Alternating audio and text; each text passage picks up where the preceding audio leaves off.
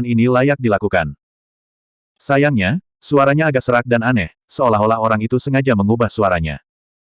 Apakah ada di antara kalian di sini yang bisa merasa nyaman jika Zuo Su tidak mati? Individu berjubah hitam yang duduk paling jauh berbicara saat itu dengan nada yang sedikit mengejek. Zuan mengerutkan kening. Dia benar-benar tidak mengerti mengapa orang-orang ini menutupi diri mereka sendiri, bahkan mengubah suara mereka. Jangan bilang orang-orang ini bahkan tidak bisa membedakan satu sama lain di sini. Tetapi setelah diperiksa lebih dekat, dia masih melihat beberapa perbedaan. Meskipun mereka mengenakan jubah hitam, pola di lengan dan kerah mereka berbeda. Desain dekoratif pada yang duduk paling jauh berwarna putih. Desain di sebelah kirinya berwarna oranye, dan desain di sebelah kirinya berwarna merah. Desain dekoratif dua individu lainnya berwarna biru dan kuning. Apa yang diwakili oleh warna-warna ini? Zuan bertanya-tanya. Tapi apa yang membuat ekspresinya menjadi lebih serius adalah kultivasi orang-orang itu. Meskipun sulit untuk menentukan kultivasi mereka yang tepat, setidaknya ada dua pembudidaya peringkat master, serta dua yang berada di puncak peringkat ke-9. Bahkan yang terlemah berada di sekitar tahap pertengahan peringkat ke-9. Itu mengabaikan fakta bahwa mereka semua memiliki keterampilan dan kemampuan unik mereka sendiri. Apakah semua ahli paling kuat dari Cloud Center Commandery berkumpul hari ini atau bagaimana? Zuan berpikir dengan sinis, lebih baik aku tidak memasang bendera acak di sini, atau aku mungkin akan kehilangan nyawaku di sini. Ruangan itu memasuki keheningan yang canggung. Jelas bahwa mereka hanya menunjukkan perhatian munafik terhadap kematian Zuo Su. Mereka tidak terlalu peduli. Beberapa saat kemudian, pria berpola kuning yang membelakangi Zuan berbicara untuk merapikan semuanya. Cukup, cukup. Tak satu pun dari kita menginginkan hal seperti itu terjadi. Saat ini, prioritas tertinggi kita adalah memikirkan apa yang kita lakukan sekarang setelah Zuo Su meninggal. Apa yang kita lakukan tentang kekosongan kekuasaan di Civil Affairs Manor. Petik 2. Pria berpola merah itu berbicara. Su Yu sekarang telah mengambil alih manor urusan sipil. Kekosongan daya sudah lama terisi. Petik 2. Zuan berpikir dalam hati, sepertinya Su Yu tidak bersama orang-orang ini. Setidaknya ada seseorang yang bisa dia percayai di Cloud Center Commandery, setidaknya untuk saat ini. Itu tidak masalah. Su Yu bukanlah seseorang yang terlalu ahli dalam interaksi sosial. Dia juga tidak memiliki banyak orang langsung di bawahnya. Dia bukan ancaman yang terlalu besar bagi kita, kata pria berpola biru itu. Suaranya terdengar tua, jelas bukan milik anak muda. Pria berpola oranye itu juga menambahkan, Su Yu berasal dari latar belakang yang buruk. Dia tidak memiliki kekuatan apapun di belakangnya, jadi tidak ada alasan untuk khawatir. Zuan tercengang. Postur orang itu lurus dan tegak, membuatnya tampak familiar. Namun, dia tidak bisa memikirkan siapa orang itu sama sekali. Pria berpola putih itu mengetuk meja dan berkata, temukan kesempatan untuk mencoba mengikat Su Yu. Yang terbaik adalah jika kita bisa menjadikannya salah satu dari kita. Petik 2. Pria berpola biru itu mengeluarkan tawa paksa dan berkata, orang itu sombong dan merasa benar sendiri. Bukannya kita belum pernah mencoba mengikatnya sebelumnya, tapi sayangnya, itu melewati kepalanya. Itu berarti metodenya salah. Jika dia manusia, dia memiliki kelemahan. Metode yang lebih langsung mungkin lebih cocok untuknya. Misalnya, bukankah Zuo Su juga keras kepala pada awalnya? Tetapi pada akhirnya, dia diyakinkan oleh kami semua sama. Pria berpola putih itu mendengus. Apa yang kamu katakan masuk akal. Aku akan memikirkannya lagi, jawab pria berpola kuning itu dengan suara rendah yang teredam. Dibandingkan dengan roping di Su Yu, ada masalah lain yang lebih saya khawatirkan. Pria bercorak putih itu perlahan memutar tubuhnya, seolah-olah dia sedang melihat semua orang yang hadir. Mengapa Zuo Su ditangkap? Selanjutnya, utusan kekaisaran jelas tidak menangkapnya tanpa alasan. Mereka juga mengirim orang untuk menangkap beberapa pejabat terkait. Mengapa utusan kekaisaran mengetahui informasi sedetail itu? Setelah ragu-ragu, pria berpola kuning itu berkata, yang kedua dari utusan kekaisaran, Zuan, mengunjungi Bang Zenyuan dan mengambil peti yang disimpan orang lain di sana sebelumnya. Segera setelah itu, Sang Hong memutuskan untuk mulai menangkap orang. Saya khawatir sesuatu mungkin telah direkam di peti itu. Petik 2. Perhatian yang lain beralih padanya ketika mereka mendengar itu.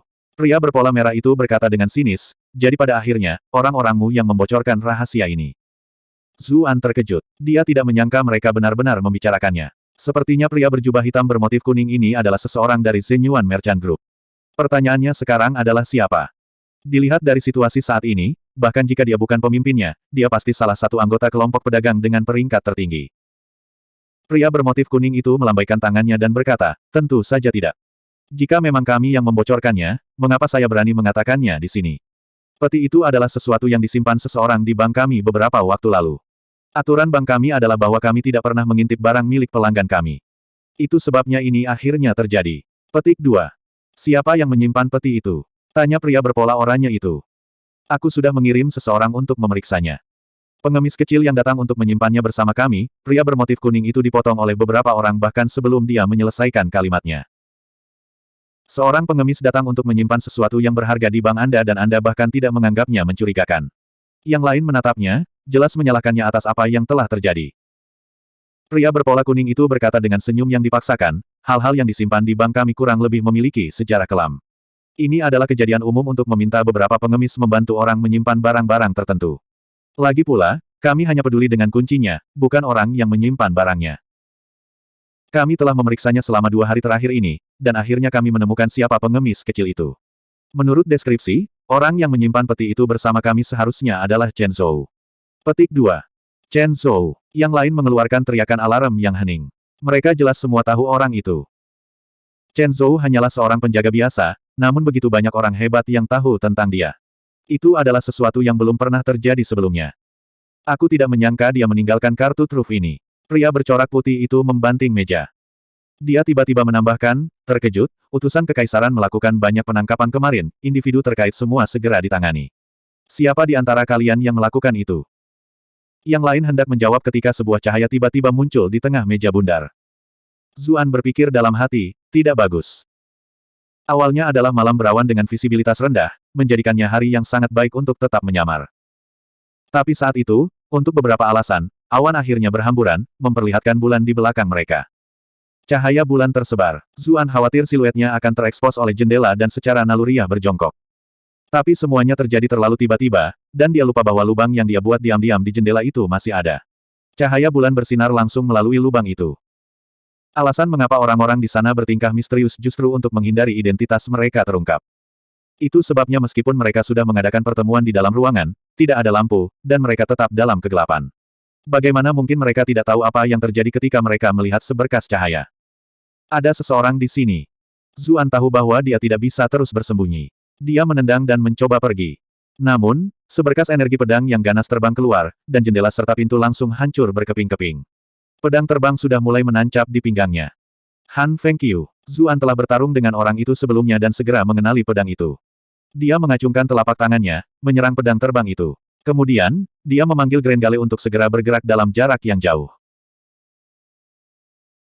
Dia bisa berurusan dengan seorang kultivator peringkat master, tetapi menghadapi 2 peringkat master dan begitu banyak kultivator kuat lainnya bersama-sama, bersama dengan keamanan kelompok pedagang Zenyuan yang mungkin tiba kapan saja, adalah situasi yang dia tidak punya pilihan selain melarikan diri.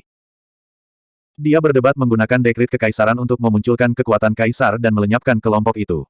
Namun, meskipun dekrit kaisar sangat kuat, persiapannya juga membutuhkan waktu lama. Ketika dia dikawal ke ibu kota oleh utusan bordir Huang Huihong telah meninggal bahkan sebelum dia dapat menggunakan dekrit kekaisarannya. Orang-orang di ruangan itu semuanya ahli di antara para ahli. Mereka pasti tidak akan memberi Zuan waktu untuk menggunakan kekuatan kaisar. Pohon-pohon di depan Zuan tiba-tiba tumbuh dengan liar, berubah menjadi semak berduri tebal yang bergegas ke atas, menghalangi jalannya. Dia tidak punya pilihan selain berhenti. Ada kelemahan dalam teknik gerakan instannya, yaitu tidak bisa mengabaikan interupsi spasial. Tanaman dan bunga di tanah mulai membungkusnya. Daun yang biasanya halus dan licin kini penuh duri runcing, menusuk tubuh Zuan. Di bawah penerangan sinar bulan, dia bisa melihat duri-duri itu berkilau biru. Mereka jelas beracun. Sayangnya, tubuh Zuan keras, dan dia kebal terhadap racun. Dia menghancurkan langsung melalui duri dan menyerbu. Saat itu, sebuah batu bata emas besar muncul tepat di depannya, di atas kepalanya, terbanting ke bawah dengan beban gunung. Siapapun yang terkena batu bata akan langsung hancur menjadi pasta berdarah. Zuan dengan cepat menghindar ke samping, tetapi sepasang mata warna-warni tiba-tiba muncul di depannya. Tubuhnya langsung menjadi kaku. Itu mungkin pekerjaan pembudidaya ras iblis Kong King. Zuan segera tahu itu adalah serangan spiritual. Pei Yu kemungkinan besar telah dikendalikan oleh keterampilan yang sama sebelumnya. Hah, mengapa kekuatannya tidak sebesar yang saya bayangkan? Dia pikir, tapi dia masih tidak berani memperlakukannya sembarangan. Dia memanggil Hundred Warble untuk membalas. Sementara itu, mata orang berjubah hitam itu bersinar. Dia akan menggunakan kekuatannya untuk menghancurkan pikiran targetnya ketika dia tiba-tiba merasakan bahwa tubuh orang lain juga mulai berkedip dengan cahaya warna-warni. Hah, aura tuannya, seru pria itu.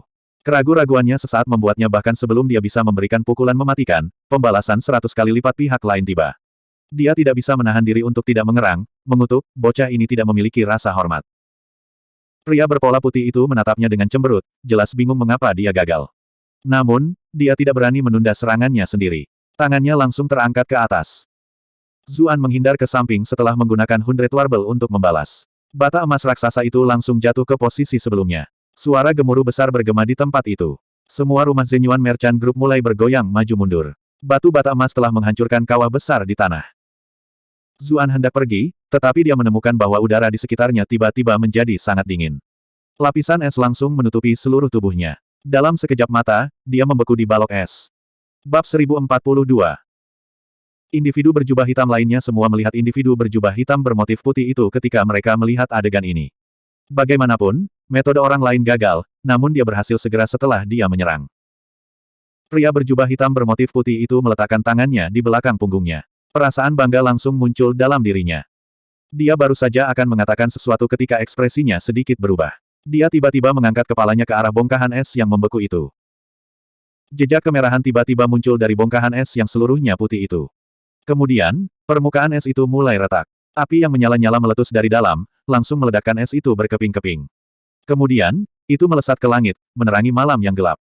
Mata semua orang secara tidak sadar tertarik pada api itu. Namun, segera setelah itu, mereka menemukan bahwa tidak ada seorang pun di dalam api. Kami ditipu. Orang-orang berpakaian hitam itu dengan cepat menundukkan kepala mereka. Mereka melihat sosok orang itu menghilang di tikungan sudut yang jauh. Kejar dia, kita tidak bisa membiarkan orang ini melarikan diri. Pria berjubah hitam bermotif putih itu berkata dengan dingin. Percakapan mereka sebelumnya terlalu penting. Begitu berita itu keluar, konsekuensinya akan terlalu mengerikan untuk dibayangkan. Yang lain mengerti ini dan dengan cepat mengejar Zuan.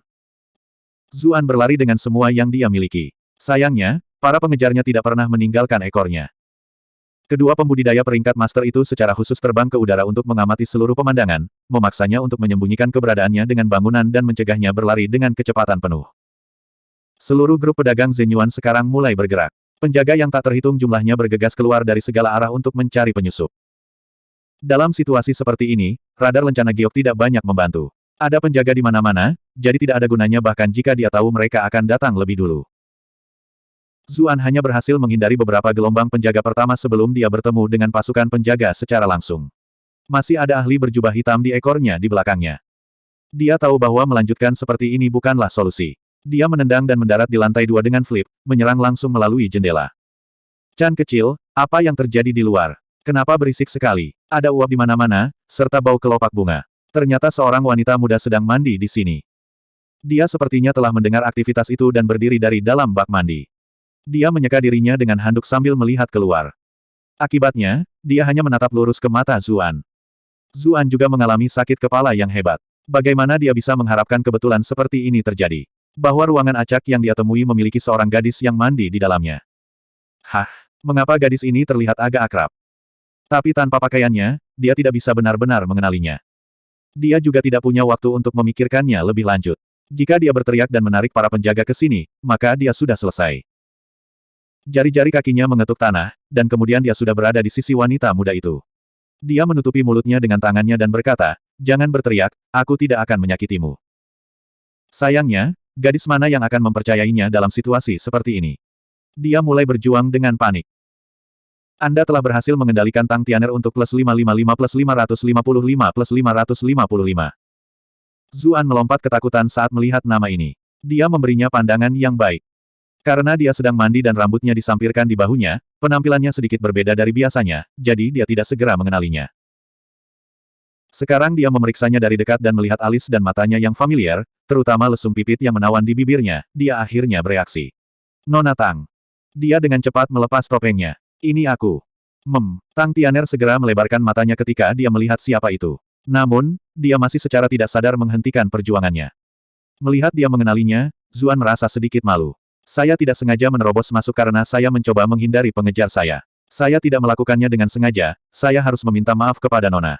Tolong jangan berteriak saat aku melepaskannya. Jika Anda setuju, kedipkan mata Anda. Petik 2.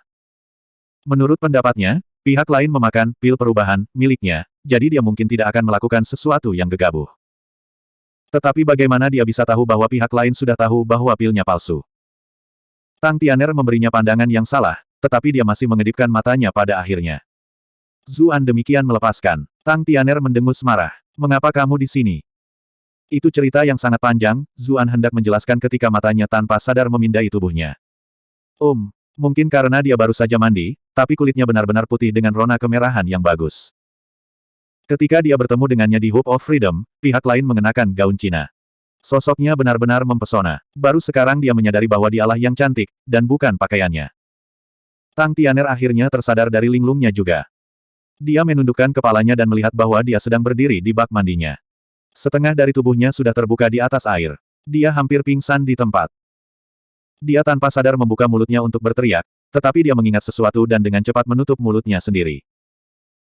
Zuan melihat bahwa dia akan berteriak dan hendak menghentikannya, tetapi dia akhirnya menutupi mulutnya sendiri. Dia segera berhenti dan berkata, "Terima kasih, Nona muda." Tang Tianer segera berjongkok, membenamkan dirinya ke dalam air lagi. Hanya kepalanya yang terlihat di atas air. "Apakah kamu masih akan menatap?" Tang Tianer berpikir bahwa dia benar-benar akan pingsan. Apakah saya berutang orang ini dalam kehidupan terakhir saya atau sesuatu? Kenapa aku terus menderita karena dia? Dan itu selalu dengan cara yang paling buruk. Zuan tanpa sadar berbalik. "Nona tidak perlu keberatan. Saya sebenarnya tidak melihat banyak sekarang." Petik 2. Tang Tianer terdiam. "Halo, apakah itu yang akan dikatakan manusia dengan hati nurani? Anda sudah panik melihat semuanya. Apakah kamu buta?" Tetapi dengan hal-hal seperti apa adanya, dia hanya bisa menunjukkan bahwa dia mempercayai apa yang dia katakan adalah kebenaran. Dia dimanfaatkan, namun dia masih harus bermain-main dengan kebohongannya. Apa yang salah dengan dunia? Anda telah berhasil mengendalikan Tang Tianer untuk plus 233 plus 233 plus 233. Tiba-tiba, ada suara ketukan yang datang dari luar. Nona muda, ada seorang pencuri tangguh yang datang ke kelompok pedagang kita. Semua penjaga sedang mencarinya sekarang. Anda harus bergegas dan menyelesaikannya, atau Anda mungkin dalam bahaya nanti. Petik 2. Saya mendapatkannya. Tang Tianer memutar matanya. Dia berpikir dalam hati, Anda mengatakan saya terlambat. Saya ingin keluar dan berganti pakaian, tetapi itu hanya memungkinkan dia untuk mengambil keuntungan dari saya. Tiba-tiba, ada suara yang terdengar di luar. Siapa yang ada di dalam? Zuan terkejut. Ini adalah suara Han Fengqiu. Meskipun dia tidak takut pada Han Fengqiu, dia bukan lawan yang bisa dia tangani dengan cepat. Jika mereka mulai berkelahi dan dia membawa para ahli lainnya, dia tidak akan punya tempat lagi untuk lari. Ini adalah nona muda kita. Pelayan itu jelas adalah Tang Tianer, Chan kecil, yang disebutkan sebelumnya. Kami mengejar pencuri itu sampai ke sini. Dia menghilang di dekat tempat ini, jadi kita perlu melakukan pencarian. Kata Han Fengqiu. Tidak bisa, nona pertama sedang mandi. Chan kecil segera panik. Dia merentangkan tangannya dan memblokir pintu masuk. Dua orang di dalam ruangan juga terkejut ketika mereka mendengar ini. Zuan dengan cepat berkata kepada Tang Tianer, "Aku akan pergi dulu." Tapi tiba-tiba, Tang Tianer meraih lengannya. "Apakah ada banyak orang yang mengejarmu?" Zuan mengangguk. Dia mulai dengan cepat memikirkan apa yang akan dia lakukan mulai sekarang. "Ada penjaga di mana-mana di luar, kemana kamu akan pergi?"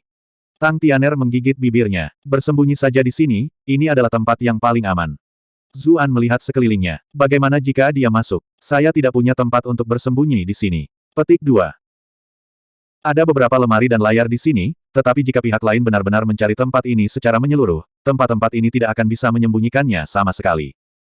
Tang Tianer menggelengkan kepalanya. "Jangan khawatir. Dengan saya di sini, mereka tidak akan bisa masuk." Petik 2.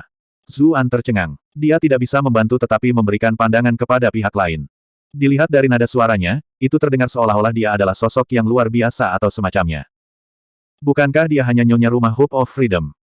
Mengapa dia datang jauh-jauh ke Zenyuan Merchant Group? Hubungan seperti apa yang dia miliki dengan Zenyuan Merchant Group? Sementara dia memikirkan hal-hal di dalam, sudah ada suara perselisihan di luar. Han Fengqiu jelas tidak ingin mundur dari sini. Masalah hari ini terlalu penting. Jika kita membiarkan pencuri itu pergi, tidak ada yang bisa menangani konsekuensinya. Saya tidak peduli siapa yang ada di dalam, saya harus mencari di ruangan ini. Tidak, status nona muda kita istimewa. Dia sedang mandi. Bagaimana kami bisa membiarkan pria bau seperti kalian semua masuk? Chan kecil menatap dengan marah ke pihak lain. Yang lain datang ketika mereka melihat gangguan di sini. Apa yang sedang terjadi? Orang-orang berjubah hitam lainnya bergegas ketika mereka mendengar keributan itu. Pencuri itu menghilang di sekitar sini. Saya ingin menggeledah kamar ini, tetapi pelayan ini tidak mengizinkan saya. Han Fengqiu menatap pria berjubah hitam bermotif kuning itu. "Ini adalah domainmu, jadi katakan sesuatu." Orang itu berkata dengan canggung, "Ini adalah salah satu tamu terhormat saya yang tinggal di sini. Tidak baik mengganggunya." Zuan menatap Tang Tianer dengan kaget. Apa-apaan ini? Bahkan pria berjubah hitam bermotif kuning itu memanggilnya tamu terhormat. Tapi Tang Tianer sedang duduk di bak mandi dengan tangan melingkari dirinya sekarang, terlihat sangat bersalah. Sangat sulit untuk mengasosiasikannya dengan seseorang yang tangguh. Orang lain angkat bicara. Orang itu mendengar terlalu banyak rahasia, kita harus menangkapnya.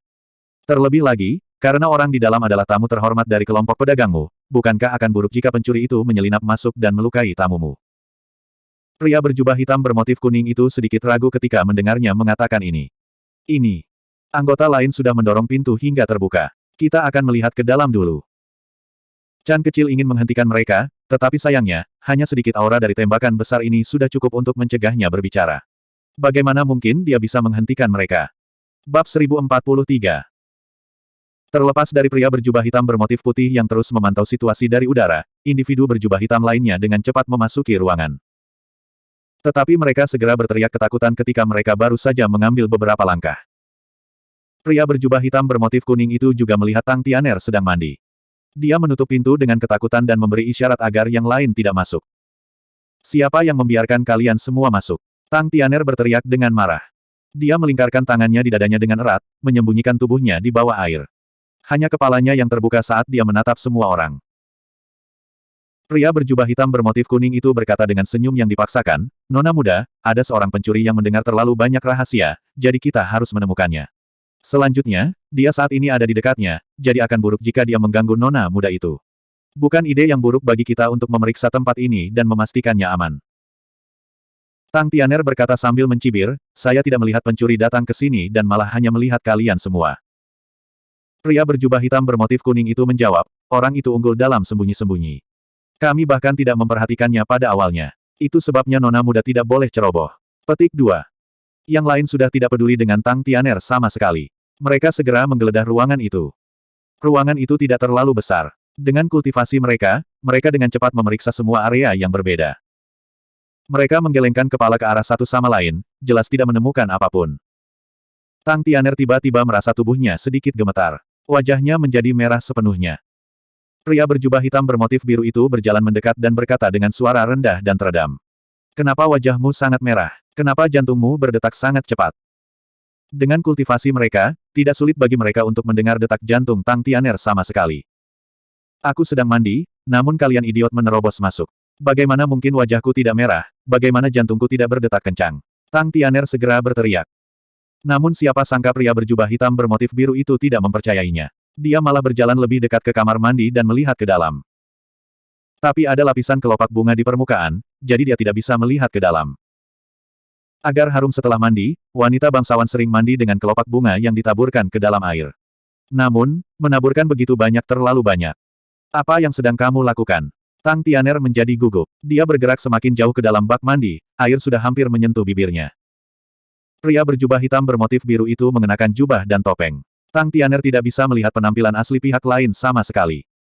Pria berjubah hitam bermotif biru itu tidak menjawab. Dia malah perlahan-lahan mengulurkan tangannya, seolah-olah dia akan menyingkirkan kelopak bunga. Tang Tianer berkata dengan suara dingin. "Apakah pencuri yang kamu bicarakan itu laki-laki atau perempuan?" Penatua berpola biru tercengang, jelas tidak mengharapkan dia untuk menanyakan hal ini. Dia tanpa sadar menjawab, "Pria." Tang Tianer mendengus. "Kalau begitu jangan bilang padaku bahwa kamu pikir aku akan menyembunyikan seorang pria di perairan dengan keadaanku sekarang, kan?" Pria berjubah hitam bermotif biru itu ragu-ragu. Ini memang tidak masuk akal. Tang Tianer kemudian berkata, "Bagi saya, sepertinya Anda mencoba memanfaatkan saya menggunakan kesempatan ini. Berapa umur Anda, namun Anda masih penuh. Menjijikkan." Yang lain menatap pria berjubah hitam bermotif biru itu dengan ekspresi aneh juga. Wanita muda ini sedang mandi, kelopak bunga setidaknya menyembunyikan tubuhnya. Tetapi jika tidak ada kelopak bunga, dengan penglihatannya yang kuat, bukankah mereka akan melihat semuanya? Bocah sialan. Pria berjubah hitam bermotif biru itu langsung panik. Dia jelas tidak ingin reputasi seperti ini diasosiasikan dengannya. Pria berjubah hitam bermotif kuning melangkah maju dan menghalangi di depan bak mandi. "Kami sudah mencari tempat ini. Prioritas utama kita adalah menemukan pencuri itu. Jangan buang waktu lagi di sini." Petik 2. Bagaimanapun, ini adalah wilayah kelompok pedagang Zenyuan, jadi mereka harus memberinya setidaknya tingkat rasa hormat ini. Mereka dengan cepat berjalan keluar, dan bahkan pria berjubah hitam berpola biru yang paling enggan pun tidak mengatakan apa-apa lagi. "Kami telah mengganggumu." Pria berjubah hitam bermotif kuning itu mengangguk ke arah Tang Tianer, dan kemudian dia membantunya menutup pintu di belakangnya. Suara mereka pergi terdengar segera setelah itu. Pelayan bernama Little Chan itu berlari dengan ketakutan. Nona muda, apakah kamu baik-baik saja?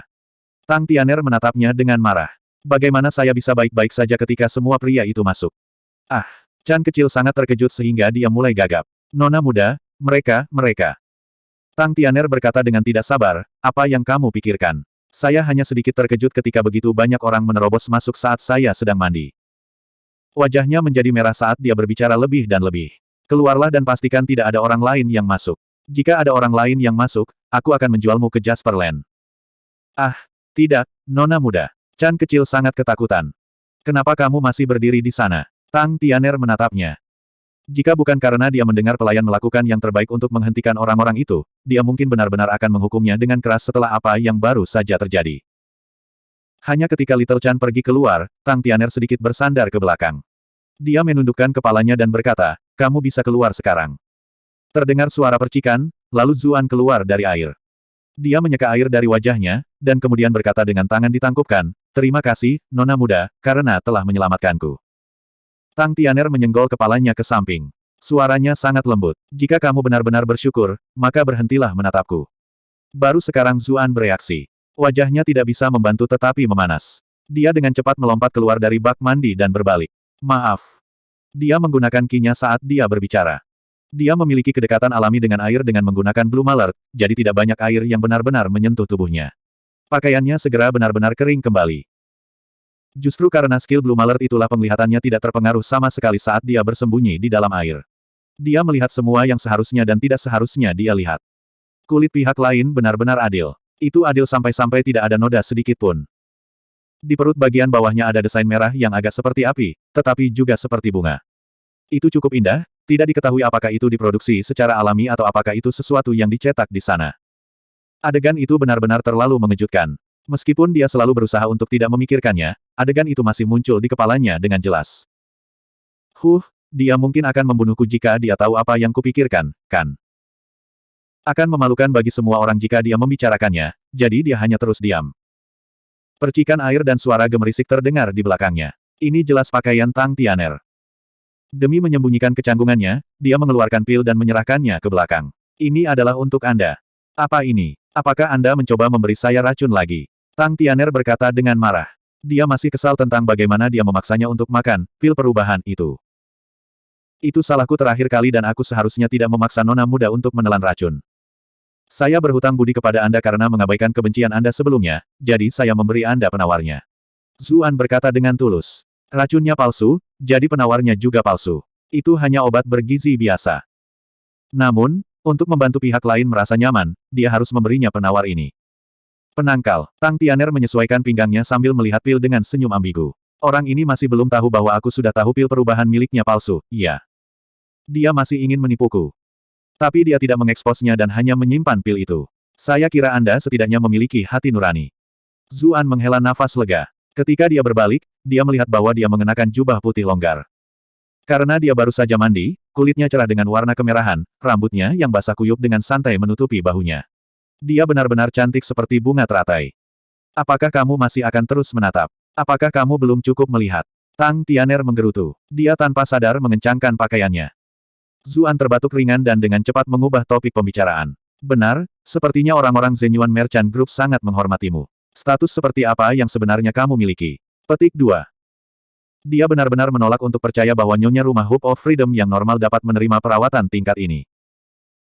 Tang Tianer menjawab, mereka memperlakukan saya seperti itu karena grup pedagang Zenyuan dimulai oleh keluarga saya. Zuan. Meskipun dia memiliki kecurigaannya sendiri, dia tidak pernah menyangka akan mendengar jawaban seperti ini. Keluargamu. Iya. Zuan membutuhkan waktu sejenak untuk mencerna informasi ini sepenuhnya. Lagi pula, dia sepertinya telah mendengar orang-orang di sini memanggil Nona pertama. Lebih jauh lagi, rasa hormat pria berjubah hitam bermotif kuning itu untuknya jelas tidak dipalsukan. Lalu mengapa kamu pergi ke Hope of Freedom untuk menjadi nyonya rumah? Inilah yang paling tidak bisa dipahami Zuan. Tang Tianer mendengus. Dia berbalik, membiarkan gaunnya berputar di sekelilingnya, dan kemudian dia duduk dengan percaya diri. Saya benci mengatur urusan klan saya, jadi saya suka bepergian dan berpura-pura menjadi semua jenis orang yang berbeda, mengalami seperti apa hidup orang lain. Bukankah aku luar biasa? Iya, kamu sangat luar biasa. Tapi di dalam, pikir Zuan, kamu tidak ingin menjalani hidupmu sebagai rindu pertama, tetapi ingin menjadi pelayan di tempat lain. Bukankah itu berarti ada yang salah dengan kepalamu? Bagaimana denganmu? Mengapa kamu di sini? Tang Tianer mengambil beberapa buah yang telah disiapkan sebelumnya dan memakannya. Pada saat yang sama, dia mendorong piring buah-buahan ke arah Zuan. Menurut apa yang mereka katakan, kamu sepertinya telah mendengar beberapa rahasia. Zuan jelas sedang tidak ingin makan apapun. Setelah ragu-ragu, dia masih berkata, saya sedang menyelidiki sebuah kasus. Saya menerima beberapa intelijen yang menyatakan bahwa pembunuhnya mungkin ada di Zenyuan Merchant Group, jadi saya datang untuk melihatnya. Saya tidak berharap kebetulan bertemu dengan mereka. Benar saja, pembunuhnya ada di antara mereka, tetapi ada terlalu banyak ahli. Itulah mengapa saya harus tetap bersembunyi. Tang Tianer tersenyum. Mereka benar-benar sangat tangguh. Fakta bahwa Anda dapat mempertahankan hidup Anda di bawah pencarian bersama mereka juga merupakan prestasi yang langka. Petik 2. Zuan tercengang. Anda tahu siapa mereka? Bab 1044. Tang Tianer menggelengkan kepalanya dan menjawab, saya bahkan tidak memperhatikan masalah klan saya, jadi saya tidak tahu siapa mereka. Tetapi bahkan jika saya melakukannya, tentu saja saya tidak akan memberi tahu Anda. Petik 2. Zuan menganggap itu masuk akal juga. Dia juga tidak mengatakan yang sebenarnya ketika dia berada di Komando Yi. Itu sebabnya dia juga tidak mengejar masalah itu. Tang Tianer melanjutkan, namun, saya mendengar beberapa desas-desus di klan, mengatakan bahwa Tuan Hakim berkolusi dengan ras iblis, bahwa dia menyelundupkan batu ki dan barang terlarang atau semacamnya. Apakah Tuan Magistrat melakukan hal-hal itu atau tidak adalah sesuatu yang saya tidak tahu, tetapi grup pedagang Zenyuan kami belum berpartisipasi dalam masalah itu. Saya harap Tuan muda bisa mengerti itu. Petik 2. Tidak berpartisipasi dalam itu. Zuan memiliki ekspresi aneh. Lalu mengapa orang-orang ini berkumpul di markas Zenyuan Merchant Group? Selanjutnya, bahkan para pelaku yang terlibat ada di sini. Tang Tianer menghela nafas dan menjawab, grup pedagang Zenyuan tidak akan bisa sampai ke tempat kita hari ini tanpa bergantung pada beberapa orang untuk perlindungan mereka. Itu pengaturan yang sangat umum. Zuan tertawa dan berkata, baik atau buruk, saya adalah anggota utusan kekaisaran. Apakah Anda tidak takut kelompok pedagang Anda akan mendapat masalah jika Anda memberitahu saya ini? Petik 2. Tang Tianer mendengus dan berkata, saya percaya bahwa Anda bukan tipe orang yang melupakan bantuan dan melanggar otoritas Anda. Zuan ingat bagaimana dia membantunya. Memang tidak terlalu baik baginya untuk memunggungi dia seperti itu. Ketika dia mengingat apa yang baru saja terjadi, gambaran mengejutkan itu muncul kembali di benaknya. Dia merasa hidungnya memanas. Tang Tianer bingung ketika dia melihat dia menatap perutnya dengan ekspresi aneh. Dia bertanya, ada apa? Tidak apa. Wajah Zuan memanas dan dia dengan cepat mengubah topik pembicaraan. Siapa pria bercorak kuning yang baru saja masuk? Tang Tianer menjawab, dia salah satu paman saya. Tapi untuk siapa dia sebenarnya, maafkan aku karena tidak bisa memberitahumu. Zuan mengerti. Namun, dia tidak sepenuhnya percaya apa yang dia katakan sebelumnya. Menurut percakapan yang dia dengar, dia bisa mengatakan bahwa kelompok pedagang Zenyuan jelas terlibat dalam masalah ini. Bagaimanapun, mereka adalah salah satu pihak di Cloud Center Commandery yang paling banyak mendapatkan keuntungan. Mereka jelas bukan teratai putih murni dan polos. Tang Tianer bertanya dengan rasa ingin tahu, benar, dari mana Anda mendapatkan informasi Anda? Bahwa ada pelaku di grup pedagang Zenyuan kami. Petik 2. Saya mendapat informasi dari seorang teman. Adapun siapa dia, maafkan saya karena tidak bisa memberitahu Anda, Zuan dengan cepat menjawab dengan cara yang sama. Sebenarnya, aku tahu siapa itu, bahkan jika kamu tidak memberitahuku. Tang Tianer tersenyum. Mungkin orang-orang Pegasus Merchant Group yang membocorkan informasinya. Grup pedagang Pegasus selalu bersaing dengan kami selama bertahun-tahun, mencoba menyusul kami, melakukan segala macam kejahatan. Anda mungkin akan menemukan apa yang Anda cari jika Anda melakukan penyelidikan publik terhadap mereka. Zuan terkejut. Dia telah menyelidiki Pegasus Merchant Group pada siang hari, menemukan bahwa Cassia Moon Restaurant didukung oleh Pegasus Merchant Group. Kemudian, ketika dia sedang menyelidiki Rouge Spice, dia tiba-tiba bertemu dengan Qiu Honglei. Apakah itu benar-benar hanya kebetulan? Tiba-tiba, ada keributan di luar. Mereka berdua tanpa sadar melihat keluar. Mereka bisa melihat hamparan besar berwarna merah tua bahkan melalui jendela. Chan kecil, apa yang terjadi? Tang Tianer bertanya. Pelayan itu menjawab, Nona muda, saya pikir beberapa bagian dari area kelompok pedagang telah terbakar, dan apinya sulit dikendalikan. Semua orang bergegas keluar untuk memadamkan api, dan banyak penjaga tampaknya menuju ke arah itu juga. Tang Tianer mendengus dan menjawab, kami mengalami sedikit hujan salju beberapa hari terakhir ini, dan ada salju yang menumpuk di mana-mana. Bagaimana bisa begitu mudahnya sebuah gedung terbakar, apalagi apinya menjadi begitu besar? Jelas seseorang yang menyebabkan masalah. Petik 2. Zuan terkejut. Dia hampir lupa bahwa Qiu Honglei masih menunggunya di luar saat dia mengobrol santai di dalam. Dia mungkin melihat sesuatu terjadi di dalam dan menyadari bahwa aku sedang dikejar, jadi dia menyalakan api itu untuk menarik perhatian mereka. Zuan tidak bisa duduk diam lebih lama lagi saat memikirkan hal itu. Dia dengan cepat bangkit dan berkata, "Terima kasih, Nona Tang, karena telah membantu saya hari ini. Aku akan membalas budi ini di lain hari." Dia terputus sebelum dia bisa menyelesaikan kalimatnya. Tang Tianer bersandar ke kursinya dan menatapnya dengan senyum ambigu, bertanya, "Dan bagaimana tepatnya Anda berencana untuk membayar saya?" Zuan terdiam. Dia selalu menjadi orang yang menggoda orang lain, namun hari ini, dialah yang digoda oleh wanita muda ini. Tapi dia bereaksi dengan cepat juga dan segera menjawab sambil tersenyum, "Sebuah anugerah yang menyelamatkan hidup secara alami perlu dilunasi dengan seluruh tubuhku." Tang Tianer mendengus dan berkata, siapa yang menginginkan sesuatu seperti itu?" Dia sering tinggal di tempat-tempat seperti Hope of Freedom, jadi dia jelas tidak akan marah pada provokasi ringan itu. "Apakah orang yang menyalakan api itu adalah rekanmu?" Tang Tianer melihat ke arah api.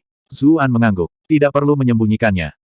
"Menilai dari seberapa terburu-buru kamu untuk pergi, sepertinya temanmu adalah seorang wanita." Tang Tianer menyipitkan matanya sedikit. Senyumnya tampak agak berbahaya. Zuan menatapnya dan bertanya, "Mengapa wanita itu begitu peduli dengan masalah ini? Mungkinkah kamu cemburu?" Kenapa aku harus cemburu?" Tang Tianer melambaikan tangannya dan berkata, "Keluar, keluar. Tapi kalian membakar begitu banyak bangunan. Temanmu itu harus memberiku kompensasi yang layak lain kali." Zuan membuka jendela. Sebelum dia pergi, dia berbalik dan berkata sambil tersenyum, "Lain kali, aku akan membantumu mengobati lukamu beberapa kali." Dia memulai setelah mengatakan itu, dan dia dengan cepat menghilang ke dalam kegelapan. Jantung Tang Tianer mulai berdetak kencang ketika dia mendengar kata-kata, "Obati lukamu." Ketika dia mengingat perasaan itu ketika Ki Aneh Zuan telah memasukinya, dia benar-benar ingin lebih. Setelah luka-lukanya dirawat terakhir kali, hubungan mereka menjadi lebih dekat. Jika bukan karena itu, bagaimana mungkin dia membiarkannya bersembunyi di bak mandinya? Lupakan bersembunyi di sana, hanya pihak lain yang melihatnya telanjang adalah sesuatu yang biasanya dia perintahkan untuk dieksekusi dengan segera. Aku merasa seperti telah ditipu entah bagaimana. Tang Tianer menutupi wajahnya. Semakin dia memikirkannya, semakin memalukan. Dia meraih selimut di dekatnya dan membenamkan kepalanya di dalamnya, lalu berguling-guling di tempat tidur. Kedua kakinya yang mulus menendang-nendang di udara. Sementara itu, Qiu Honglei telah menunggu dengan cemas di luar tembok kota. Awalnya masih baik-baik saja, tetapi seiring berjalannya waktu, tiba-tiba, dia mendengar teriakan keras keluar dari dalam. Kemudian, seberkas api melesat ke langit. Dia telah melihat pedang api sebelumnya ketika Zuan menyelamatkannya di Istana Kekaisaran, jadi dia akrab dengan api itu. Jika keributan besar seperti itu pecah, Zuan pasti mengalami masalah. Dia secara tidak sadar berpikir untuk membantunya, tetapi dia segera merasakan fluktuasi Qi yang mengerikan. Semua energi setidaknya berada di peringkat ke-9, dengan beberapa bahkan di peringkat master. Sebagai calon saintes Sekte Iblis, dia secara alami tidak bodoh. Dia dengan cepat menyimpulkan bahwa dia tidak akan dapat menawarkan banyak bantuan bahkan jika dia pergi dan sebaliknya hanya akan menyebabkan lebih banyak masalah bagi Zuan. Dia tiba-tiba punya ide lain. Dia bergegas ke gudang Zenyuan Merchant Group untuk menyalakan api. Barang apapun yang akan disimpan di markas umum kelompok pedagang jelas sangat berharga. Tempat seperti itu biasanya dijaga ketat, tetapi setelah gangguan Zuan, banyak penjaga bergegas untuk mengepungnya. Para penjaga di sekitar gudang akhirnya memiliki celah dalam pertahanan mereka. Bersama dengan kultivasi Qiu Honglei, mengalahkan orang-orang itu dengan mudah. Satu-satunya masalah adalah hujan salju baru-baru ini. Bersamaan dengan berbagai tindakan pencegahan kebakaran yang dipasang, dia harus mengerahkan banyak upaya untuk menyalakan api. Ketika dia memikirkan berapa banyak waktu yang telah dia habiskan, dia khawatir sesuatu mungkin telah terjadi di pihak Zuan. Karena itu, dia tidak berani pergi dan terus menyalakan lebih banyak api, berharap untuk mengalihkan perhatian seperti itu. Seiring berjalannya waktu, raungan marah berseru, siapa yang berani melakukan hal seperti itu? Sebuah batu bata emas besar jatuh dari langit ke arahnya. Dia merasa seolah-olah tubuhnya telah benar-benar terkunci oleh aura pihak lain. Dia bahkan tidak tahu kemana harus menghindar. Dia menggigit bibir merahnya erat-erat dan memanggil lentera kuning lembut di atas kepalanya, membentuk penghalang cahaya samar. Batu bata yang masuk tampak membeku di udara ketika melakukan kontak dengan penghalang. Itu terus bersenandung dengan suara, tetapi tidak mampu menembus pertahanannya. Ekspresi pria berpola kuning itu berubah. Dia berseru, lentera permaisuri kecil. Bata emas kembali ke lengan bajunya dengan lambaian tangannya. Meskipun pihak lain bertopeng, dia sudah mengenali Qiu Honglei. Dia tidak berani benar-benar membunuhnya. Jika sesuatu terjadi pada Saintes dan Yun Jianyu mengamuk, dia tidak akan bisa menangani konsekuensinya. Tiba-tiba, sebuah suara menggoda memanggil, "Cek Tes, apakah keterampilan Anda menjadi berkarat setelah menjadi pengusaha begitu lama? Kamu bahkan tidak bisa berurusan dengan junior seperti ini." Pria berpola biru itu muncul di atap terdekat segera setelah dia berbicara. Pria bercorak kuning itu mengutuk orang itu dalam hati karena bodoh. Pihak lain bukanlah seseorang dari dunia prajurit, dia belum pernah mengalami teror murka Yun Jianyu. Tetapi dia tidak repot-repot menjelaskan dan memutuskan untuk membiarkan pihak lain merasakan kepahitan terlebih dahulu, dengan mengatakan, "Mengapa kamu tidak mencobanya, jika kamu sangat mampu?" "Tidak masalah jika aku melakukannya." Pria berpola biru itu mendengus. Dia mengulurkan tangannya, dan tanah di sekitar Qiyu Honglei mulai bergetar. Kemudian, akar pohon besar tercabut dari bawah tanah. Duri besar menutupi permukaannya, dengan cepat membentuk penjara onak dan duri. Qiyu Honglei terkejut. Dia dikurung lagi. Meskipun dia melakukan yang terbaik untuk menghindarinya, dia masih tertusuk oleh akarnya. Rasa sakit yang hebat merobek tubuhnya, dan dia mengerang. Kemudian, dia merasa mati rasa dan pusing menyusulnya. Ekspresinya berubah saat dia berseru, "Ini beracun." Bab 1045. Angin sepoi-sepoi bertiup saat itu, dan pria berpola putih itu muncul di udara. Pria bermotif kuning itu melirik ke samping, tetapi dia tidak melihat orang lain datang. Pria berpola putih itu angkat bicara. "Itu memiliki asal-usul yang tidak diketahui, kita tidak tahu apakah dia memiliki lebih banyak cadangan. Status pola merah spesial, jadi aku menyuruhnya pergi dulu. Orange Pattern tidak ingin terlibat terlalu dalam, jadi dia pergi juga." Pria berpola kuning itu mengerutkan kening. Dia sama sekali tidak terkejut bahwa pria berpola merah itu telah pergi. Hal-hal akan sangat merepotkan jika identitasnya akhirnya terungkap. Tapi dia agak kesal karena pria bermotif oranye itu pergi. Kenapa pria itu pergi begitu cepat? Pria berpola putih itu melihat situasi. Dia bertanya dengan muram, "Mengapa kamu tidak menyerang orang itu?" Orang itu tampaknya adalah murid Yun Jianyu, orang suci dari Sekte Iblis. Pria berpola kuning itu hanya mengucapkan satu kalimat, tapi itu sudah cukup untuk menjelaskan keraguannya. Pria bercorak putih itu juga terdiam lama ketika dia mendengar itu. Beberapa saat kemudian, dia berkata, "Masalah hari ini terlalu penting. Kami juga tidak tahu kemana itu lari. Wanita ini hanya di sini untuk mengalihkan perhatian kita dan mungkin rekannya. Kami akan menangkapnya untuk memaksa itu keluar. Kami akan baik-baik saja selama tidak ada bahaya bagi hidupnya." Pria berpola kuning itu ragu-ragu dan berkata, "Sepertinya tidak pantas bagi kita untuk menyakitinya. Dunia persilatan memiliki aturan. Jika generasi yang lebih tua bertarung dengan generasi yang lebih tua, atau para junior bertarung melawan junior lainnya, tidak ada yang akan mengatakan apapun tentang kemenangan atau kekalahan. Tetapi jika seorang senior menargetkan seseorang dari generasi muda, itu pasti intimidasi. Tidak peduli seberapa berbakatnya seorang junior, tidak mungkin mereka bisa lebih baik daripada monster tua yang telah berkultivasi selama beberapa dekade, atau bahkan lebih dari satu abad. Masalahnya adalah jika seseorang menyerang junior lain, dia juga memiliki juniornya sendiri. Pihak lain mungkin saja meninggalkan semua moral dan menyerang juniornya. Di atas semua itu, semua orang di dunia persilatan akan menyetujui dan mendukungnya. Dia hanya bisa berkata, "Kalau begitu serahkan saja pada pola biru. Seharusnya baik-baik saja untuknya." Petik 2. Mereka selalu memanggil satu sama lain dengan nama kode mereka. Mereka tidak tahu identitas asli orang lain. Qiyu Honglei terjebak di dalam penjara duri. Lebih jauh lagi, penjara dengan cepat menjadi semakin kecil, membuatnya jadi dia tidak bisa bergerak sama sekali. Pria bermotif biru itu menyeringai. Dia akan mengatakan sesuatu ketika wanita itu mengangkat lampunya. Dia melepas penutupnya, lalu meniup dengan lembut. Gelombang api menyembur keluar dan onak serta duri di sekitarnya langsung terbakar. Wanita muda itu dengan cepat membebaskan diri dari penjara. Pria berpola putih itu mendengus. Yang lain jelas tidak puas dengan ketidakmampuan rekan mereka. Bagaimana Anda bisa gagal untuk menahan seorang gadis kecil? Dia mengangkat jarinya, dan seberkas cahaya dingin menembaki wanita muda itu.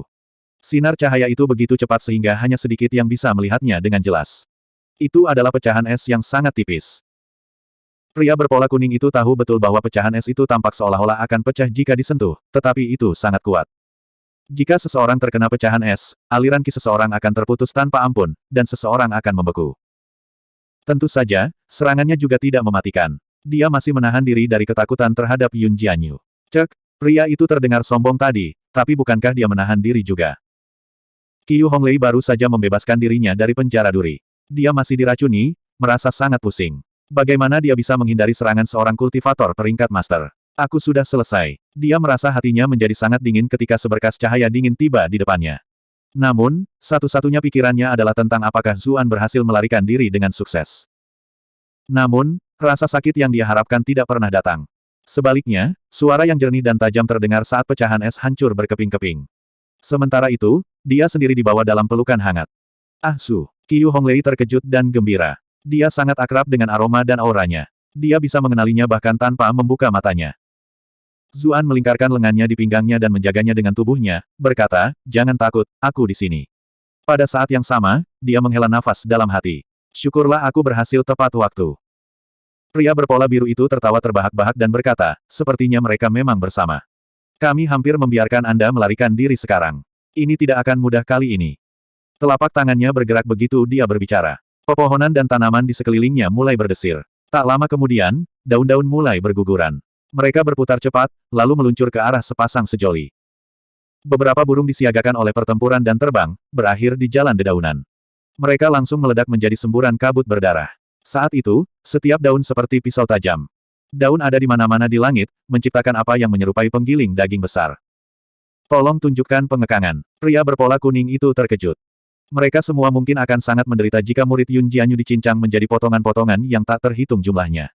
Sayangnya, daun itu terlalu cepat. Mereka muncul di sekitar pasangan dalam sekejap. Akan terlambat bahkan jika ada yang ingin ikut campur. Zuan mengeluarkan dengusan dingin dan teriakan Phoenix yang keras bergema. Api berbentuk Phoenix melonjak, langsung membuat daun terbakar. Pria berpola biru itu tidak bisa mengendalikan mereka lagi. Zuan mengambil alih daun yang terbakar, berubah menjadi meteor yang menyala dan menyerbu ke depan. Pria bermotif kuning itu hanya berencana untuk melihat semuanya dari samping dan melihat apa yang terjadi. Bagaimana dia bisa berharap bahwa pihak lain akan menuduhnya? Dia mengutuk dan batu bata emas dengan cepat bertambah besar, menabrak pihak lain. Pria bercorak putih di udara juga melihat daun-daun terbakar yang mengelilingi musuh. Tapi tiba-tiba, dedaunan melesat ke arahnya seperti bulu yang terbakar. Dia mendengus dan berkata, "Kamu melebih-lebihkan kemampuanmu." Dia mengulurkan tangannya, dan badai salju skala kecil terbentuk di sekelilingnya sekaligus. Semua kobaran api padam. Tapi dia tidak punya waktu untuk merasa bangga akan hal itu. Sebaliknya, dia membunyikan alarmnya. Musuh telah menghilang tanpa jejak. Merinding terbentuk di sekujur tubuhnya. Dia dengan cepat memanggil badai salju untuk mengelilingi seluruh tubuhnya, seolah-olah untuk menjaga dari kemungkinan serangan. Sayangnya, serangan yang diantisipasi tidak pernah datang. Seolah-olah pihak lain menghilang begitu saja. Pria berpola kuning dan yang lainnya berbagi perasaan yang sama. Batu bata emas itu tampak seolah-olah telah mengenai sasarannya, tetapi dia tidak merasa seolah-olah telah mengenai apapun. Perasaan kosong seperti itu benar-benar aneh. Dia juga berpikir bahwa musuh menggunakan tipuan, dan segera meningkatkan kewaspadaannya terhadap serangan yang masuk. Sementara dua lainnya merasa seolah-olah menghadapi musuh besar, pria bermotif biru itu malah menyipitkan matanya. Dia merasakan api yang menyala-nyala menyerbu ke arahnya. Dia dengan cepat menyilangkan tangannya di depan dadanya, dan perisai besar muncul di depannya. Meskipun perisainya terbuat dari kayu dan secara alami dilawan oleh elemen api, keterampilan bertahannya sangat istimewa. Paling tidak, itu bisa bertahan sebentar dan memberinya waktu. Pada saat itu, teman-temannya akan bisa datang membantunya. Mereka bertiga kemudian akan bekerja sama, dan itu pasti cukup untuk membunuh itu. Tetapi ketika dia melihat sekelilingnya dari sudut matanya, dia melihat bahwa dua lainnya juga tampak menghadap ke pengguna api. Dia terkejut, berseru, "Mengapa ada tiga musuh yang identik?" Saat itu, kabut berdarah meledak dari dadanya, dan rasa sakit yang hebat datang dari punggungnya. Dia tahu dia telah disergap oleh lawan. Dia bahkan tidak punya waktu untuk memikirkan bagaimana pihak lain berada di belakangnya. Dia dengan cepat meraih ke belakang untuk meraih tangan yang mendorong di punggungnya. Tanaman merambat yang tak terhitung jumlahnya kusut di sekitar tubuh pihak lain. Pada saat yang sama, duri tajam tanaman merambatnya menusuk, menuangkan racunnya ke orang itu. Apakah itu semuanya? Zuan memiringkan kepalanya sedikit. Dia melenturkan otot-ototnya, dan tanaman merambat langsung pecah inci demi inci. Sementara itu, hanya ada beberapa bintik putih di kulitnya. Duri itu bahkan tidak bisa menembus kulitnya. Pria berpola biru itu tercengang. Sementara itu, pria bermotif putih dan kuning akhirnya bereaksi, dan keduanya membantai. Zuan menendang tanah, dan langsung muncul kembali di sisi Qiu Honglei. Tangannya yang lain mencengkeram bahu tetua bermotif biru itu. Dia berkata dengan dingin, "Jangan bergerak, atau temanmu di sini akan membayar harganya." Dia diam-diam bersukacita bahwa peringkat master lainnya tidak hadir. Han Fengqiu sepertinya telah pergi. Baru saja, dia menggunakan Sunflower Phantasm untuk membagi menjadi 3 salinan untuk menyerang 3 pada saat yang sama. Itu sebabnya mereka tertangkap basah. Individu berpola putih dan kuning berhenti seperti yang diharapkan, jelas menebak-nebak tindakan mereka. Pria berpola biru itu akhirnya bereaksi dan mencaci makinya, berseru, "Bocah sialan, kamu lebih baik tahu apa yang terbaik untukmu dan biarkan aku pergi. Kalau begitu, mungkin kami bisa menyelamatkan nyawamu. Bagaimana jika aku tidak membiarkanmu pergi? Zuan menjawab dengan tenang. Penatua tertawa terbahak-bahak dan berkata, lihat betapa beraninya kamu. Bersama kami di sini, kami tidak akan mentolerir keberadaan individu luar biasa lainnya di Cloud Center Commandery. Tahukah kamu siapa aku? Jari-jari Zuan mengencang di bahu pria itu bahkan sebelum dia menyelesaikan kalimatnya. Gelombang kekuatan segera meletus dari telapak tangannya. Retak-retak. Ah! Pria berpola biru itu berteriak dengan sedih. Dia tidak tahu berapa banyak tulangnya yang baru saja patah. Semua pembuluh darah tubuhnya juga berantakan. Bahkan jika dia mempertahankan hidupnya, dia mungkin harus menjalani sisa hidupnya sebagai orang cacat. Dia kaget dan marah. Dia tidak pernah mengharapkan pihak lain untuk melewati batas itu. Kamu kecil, kamu benar-benar berani memperlakukanku seperti ini. Aku akan memotongmu menjadi ribuan. Urk Fiao.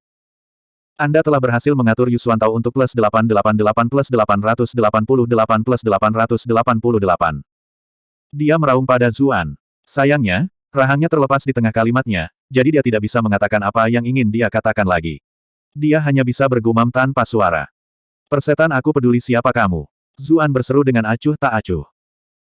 Orang ini hampir mengambil keuntungan dari Tang Tianer sekarang, dan dia telah menyerang Qiu Honglei dengan sangat kejam.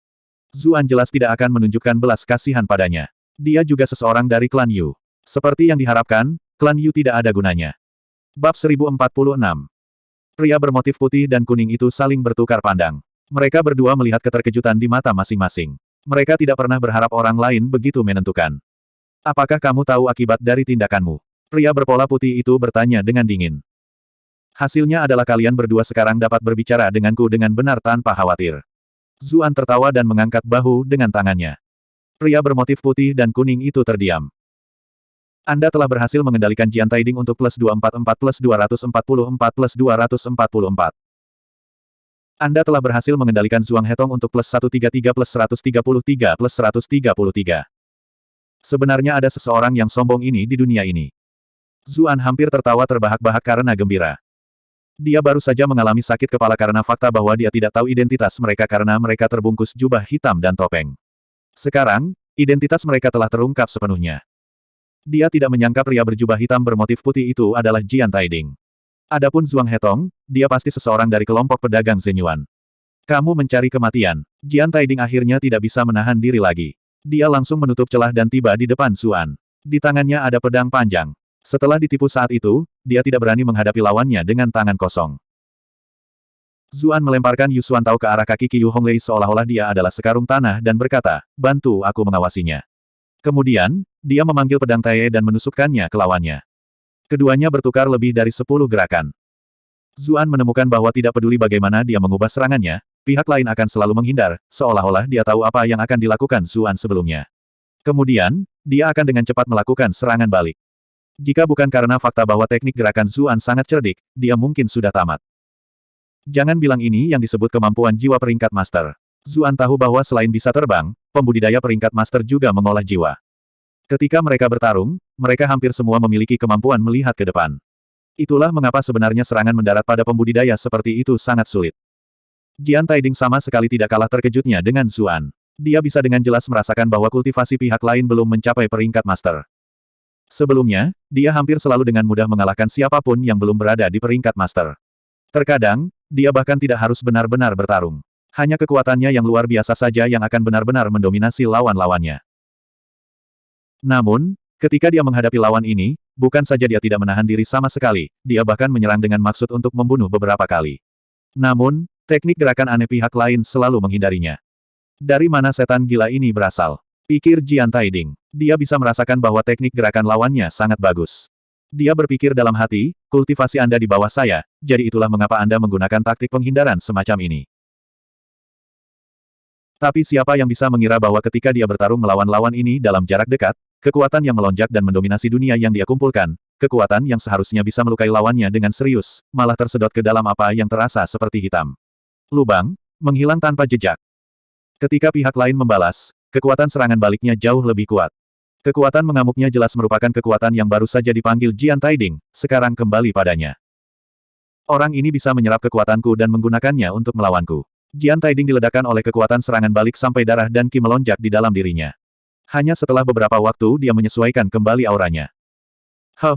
Aku ingin melihat seberapa banyak yang bisa kamu serap. Dia tidak berani melawan pihak lain dalam pertempuran jarak dekat lagi, dan dia kembali ke langit sekali lagi. Tangannya perlahan terangkat ke atas. Pedang di tangannya melayang di depannya, lalu mulai bergetar dengan suara. Gelombang kekuatan luar biasa menyebar ke segala arah. Zhuang Hetong mengutuk dalam hati. Apakah Anda mencoba untuk benar-benar menghancurkan kelompok pedagang kami? Dia dengan cepat menggunakan kinya untuk melindungi bangunan dan staf kelompok pedagang di belakangnya. Udara sepertinya menjadi sangat dingin. Salju yang sebelumnya sudah berhenti tampaknya telah kembali lagi, kali ini dengan angin dingin yang menderu. Angin dingin dan salju langsung menyatu, membentuk dua badai salju besar. Mereka menyerbu Zuan, satu dari kiri dan satu dari kanan. Atap dan ubin terbang ke segala arah kemanapun badai salju pergi. Pohon-pohon besar yang tak terhitung jumlahnya hancur berkeping-keping. Bahkan lantai batu kapur di area kelompok pedagang tersapu ke udara. Zhuang Hetong mengendalikan batu bata emasnya untuk membatasi gelombang ledakan badai salju, tidak membiarkan area kelompok pedagang menderita kerusakan yang lebih besar. Namun, di dalam hatinya, dia bingung. Serangan itu memang sangat kuat, dan biasanya digunakan di medan perang untuk menghadapi pasukan besar. Dimanapun itu berlalu, pasukan elit 1000 orang akan dimusnahkan sepenuhnya. Tapi hanya ada satu target, dan teknik pergerakan target itu brilian. Dia juga bisa menghindar dengan cepat. Serangan itu mungkin belum tentu mendarat padanya. Namun, matanya dengan cepat menyipit. Dia melihat bahwa badai salju tampaknya ditujukan pada Zuan, tetapi mereka sebenarnya menyapu Qiyu Honglei. Dia segera menyadari rencana sebenarnya Jian Taiding. Karena targetnya pandai menghindar, Jian Taiding akan menyerang target yang harus dia selamatkan untuk mencegahnya kabur. Langkah seperti itu benar-benar agak tercela. Lupakan bagaimana Jian Taiding menindas yang lemah sebagai senior, dia bahkan menggunakan junior sebagai sandera. Tetapi Zhuang Hetong juga tahu bahwa langkah itu sangat berguna. Itu adalah plot yang benar-benar terbuka yang hampir tidak memiliki counterplay. Namun, jika Qiyu Honglei benar-benar selesai, bukankah Jian Taiding takut akan pembalasan Yun Jianyu sama sekali? Sementara itu, Zuan tidak memiliki waktu luang untuk memikirkan semua itu. Ketika dia melihat target badai salju adalah Qiyu Honglei, bahkan tidak ada satu riak emosi di dalam dirinya. Semuanya adil dalam perang, metode yang tidak bermoral tidak dapat dihindari. Meskipun pihak lain adalah musuhnya, dia sebenarnya memuji kecemerlangan gerakan itu dalam hati.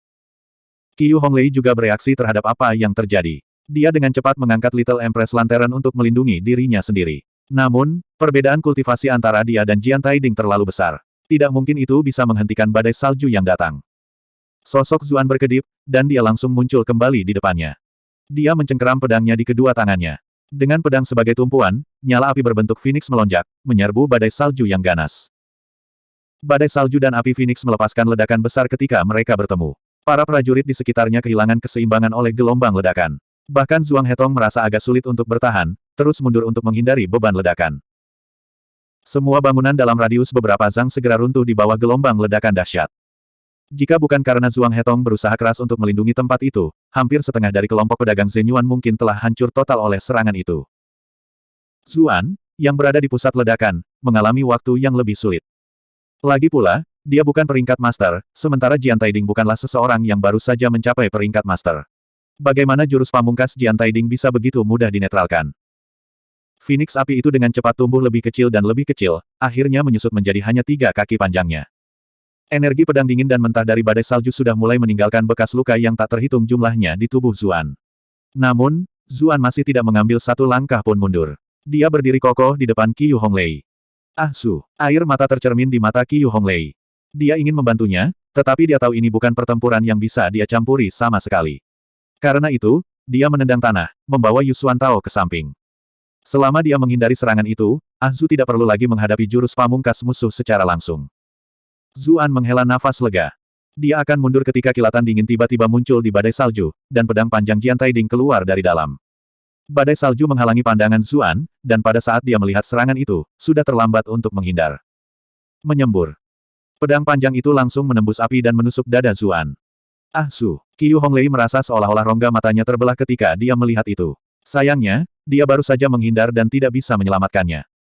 Jian Taiding berseru sambil mendengus, "Kecil, kamu tidak boleh hidup terlalu arogan." Tapi di tengah kalimatnya, dia tercengang. Dia memperhatikan bahwa tidak ada ekspresi alarm di wajah pihak lain. Sebaliknya, lawan hanya menatapnya dengan tenang. Selanjutnya, ada sedikit seringai di sudut bibirnya, seolah rencananya berhasil.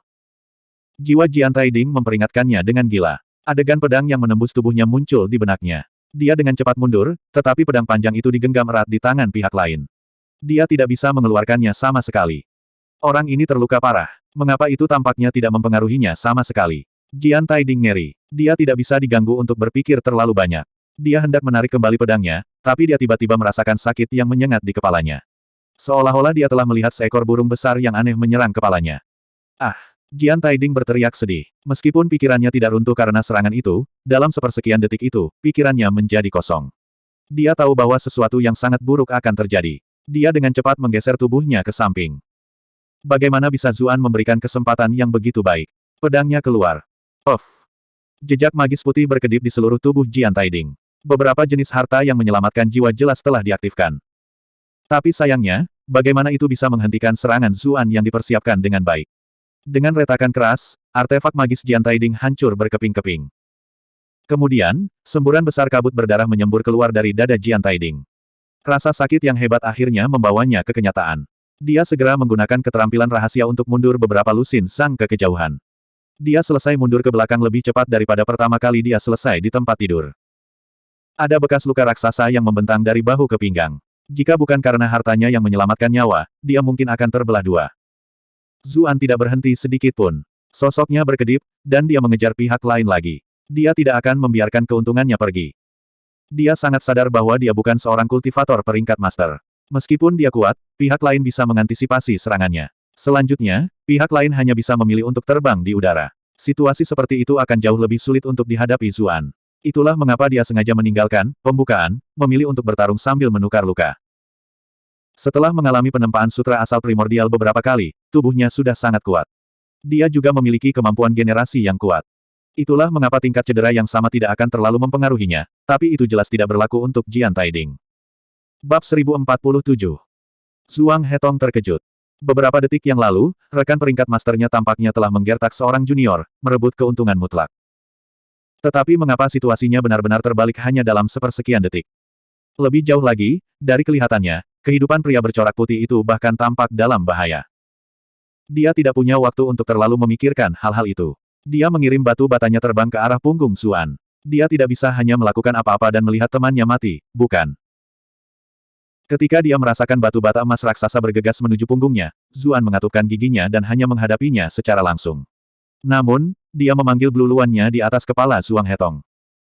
Kekuatan batu bata itu sangat hebat. Dia bisa menahan satu atau dua pukulan, tetapi jika itu terus berlanjut, bahkan jika Zuan tidak mati, dia akan terluka parah. Itulah mengapa dia harus secara serius melukai pihak lain dalam waktu sesingkat mungkin. Hanya dengan begitu dia bisa fokus berurusan dengan Jian Taiding. Kalau tidak, dia akan berada dalam bahaya jika keduanya bergabung. Zhuang Hetong sedang mengacungkan batu bata emasnya ketika dia tiba-tiba merasa merinding menutupi tubuhnya. Pada saat itu, dia merasakan ketakutan akan kematian. Dia dengan cepat membawa kembali batu bata emas itu. Pada saat yang sama, dia mengirim semua jenis harta magis di atas kepalanya untuk melindunginya. Pedang tembus tak berujung ki jatuh dari langit, mengalir deras seperti hujan panah. Itu menembus harta magis pertahanan sepenuhnya setelah hanya beberapa detik. Sejumlah besar pedang ki menusuk tubuhnya. Puff! Darah menetes dari seluruh tubuh Zhuang Hetong. Untungnya, batu bata emas telah berhasil kembali ke masa lalu dan melayang di depannya, menghalangi semua ki pedang yang tersisa. Meski begitu, dia masih terluka parah. Dia terhuyung-huyung, lalu pingsan. Beberapa sosok bergegas keluar dan menariknya kembali. Zuan melihat semuanya melalui sudut matanya, dan mengenali salah satu dari mereka sebagai Tang Tianer. Setelah ragu-ragu sejenak, dia memutuskan untuk tidak menyerang Zhuang Hetong lagi. Dia malah memfokuskan semua kekuatannya pada Jian Taiding. Jian Taiding mengatupkan giginya. Seluruh tubuhnya meletus dengan cahaya putih. Kemudian, es dan salju mengelilinginya, langsung menutupi tubuhnya dengan lapisan es tebal. Biasanya, dia menggunakan jurus tersebut untuk membekukan musuhnya menjadi patung es. Dia tidak pernah menyangka bahwa hari ini, dia harus membekukan dirinya sebagai tindakan perlindungan. Dia merasa sangat cemberut dan khawatir. Anda telah berhasil mengatur Jian Taiding untuk plus 777 plus 777 plus 777. Alis Zuan berkerut. Benar-benar rumit sekarang karena Jian Taiding telah menyusut kembali ke dalam kulit kura-kuranya. Tapi dia tidak berani memberinya kesempatan untuk bernafas. Pedang Tae meletus dengan api Phoenix. Kemudian, dengan jentikan pergelangan tangannya, pedang itu berputar dengan cepat. Itu menabrak cangkang beku seperti bor. Bahkan setelah begitu banyak tindakan defensif, es yang semula sekuat baja hitam mulai pecah. Pedang Tae ditekan ke depan inci demi inci. Mata Jian Taiding menyipit. Mengapa bahkan keterampilan bertahannya yang paling kuat tidak cukup untuk bertahan melawan pedang musuh? Biasanya, Api dari setiap pembudidaya elemen api akan langsung hancur saat mereka melakukan kontak dengan esnya yang dingin. Mereka tidak akan bisa melukainya sama sekali. Namun pedang ini mendekat sedikit demi sedikit. Meskipun itu sangat lambat, itu akan menembus pertahanannya pada akhirnya. Dia berpikir, api gila macam apa ini? Dia tidak bisa mundur sama sekali saat ini. Dia hanya bisa terus-menerus menggunakan kinya untuk memperkuat pertahanannya sendiri dan melihat siapa yang akan hancur lebih dulu.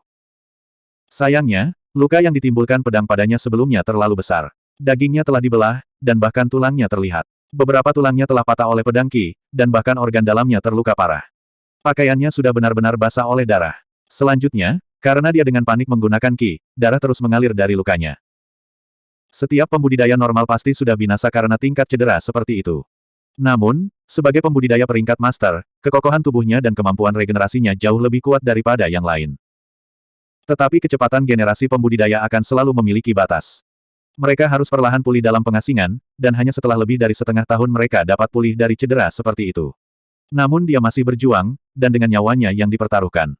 Dalam situasi seperti itu, kecepatan regenerasinya bahkan mungkin tidak bisa mengimbangi kecepatan kehilangan darahnya. Dia merasakan gelombang pusing. Untuk pertama kalinya, dia merasakan ancaman kematian. Dia adalah Adipati Cloud Center Commandery yang baru bangkit dan mulia, Panglima tertinggi Manor urusan militer. Dia memiliki semua otoritas di barat laut. Dia adalah seseorang yang bisa melakukan hampir semua hal yang dia inginkan di Cloud Center Commandery. Namun dia benar-benar akan mati karena misterius ini. Lebih jauh lagi, orang lain itu bahkan belum berada di peringkat master. Dia merasa malu dan bingung ketika memikirkan semua hal itu. Apakah ada sesuatu yang salah dengan dunia tiba-tiba? Tapi naluri bertahan hidupnya memaksanya untuk mengumpulkan sedikit yang tersisa dari Qi-nya untuk melindungi dirinya sendiri. Meski begitu, saat bor merah menyala itu semakin dekat, dia akhirnya merasa putus asa. Dia mencoba berbicara untuk bernegosiasi dengan pihak lain, menyarankan pihak lain untuk berhenti karena identitasnya. Pada saat yang sama, dia bersedia membayar harga berapapun untuk mempertahankan hidupnya. Tapi dia semakin lemah dan semakin lemah. Sampai-sampai dia bahkan tidak memiliki kekuatan untuk berbicara lagi. Jika dia berbicara, Qi akan bocor, dan pertahanannya akan runtuh. Pada saat itu, pedang musuh akan menembus jantungnya. Apa arti yang tersisa dalam memohon belas kasihan pada saat itu? Zuan baru saja akan mengirim pedang dengan kekuatan terakhir ketika kristal es tiba-tiba terbang dari samping, mengenai pedang Taie miliknya. Kecepatannya sangat cepat, dia tidak bisa bereaksi sama sekali. Dentang. Suara tabrakan yang tajam, bercampur dengan getaran pedang, terdengar. Yang lain hadir semua mencengkeram telinga mereka, merasakan Qi dan darah di dalam mereka melonjak dengan kacau. Cangkang beku yang keras di sekitar Jian Taiding juga benar-benar hancur oleh frekuensi bernada tinggi. Sementara itu, Zuan menanggung beban terberat, dan hampir kehilangan cengkeramannya pada pedang panjangnya. Dia terlempar ke belakang. Dia merasakan isi perutnya melonjak dengan kacau, dan hanya setelah memuntahkan seteguk darah dia merasa sedikit lebih baik. Karena dia tidak melepaskan pedangnya, jari-jarinya juga berlumuran darah. Ah Su, Qiu Honglei dengan cepat datang ke sisi Zuan untuk memeriksa luka-lukanya. Dia juga memegang tangannya, mengirimkan Qi-nya sendiri untuk membantunya pulih. Saya baik-baik saja, Zuan berkata meyakinkan. Dengan ketangguhan tubuhnya dan kemampuan regenerasinya, meski terluka, tidak ada ancaman terhadap nyawanya. Dia berbalik untuk melihat ke atap, dan dia melihat seorang wanita berjubah putih di sana. Wanita itu memiliki fitur yang indah. Kulitnya seputih salju, dan bibirnya merah. Sosoknya luar biasa, dan bahkan saat dia berdiri di ujung atap, posturnya elegan. Saat jubahnya berkibar-kibar, dia hampir tampak seolah-olah datang dari luar dunia sekuler. Bahkan tidak ada sedikit pun keduniawian tentang dia, dan hanya satu pandangan ke arahnya bisa membuat orang merasa menyesal. Kulit gioknya yang berkilau tidak membawa noda sedikit pun, tetapi ekspresinya agak terlalu dingin. Dia memberikan perasaan tekanan alami. Siapa wanita itu? Zuan bingung. Dilihat dari auranya, dia sepertinya seorang Grandmaster. Jian Taiding jelas tersentuh ketika dia melihat wanita itu. Dia berseru, "Kakak senior." Kakak senior, ekspresi Zuan menjadi aneh. Wanita ini sebenarnya adalah kakak perempuan Jian Taiding. Sepertinya dia akan selesai hari ini. Dia sudah harus berjuang sekuat tenaga melawan peringkat master dan beberapa lainnya di puncak peringkat ke-9.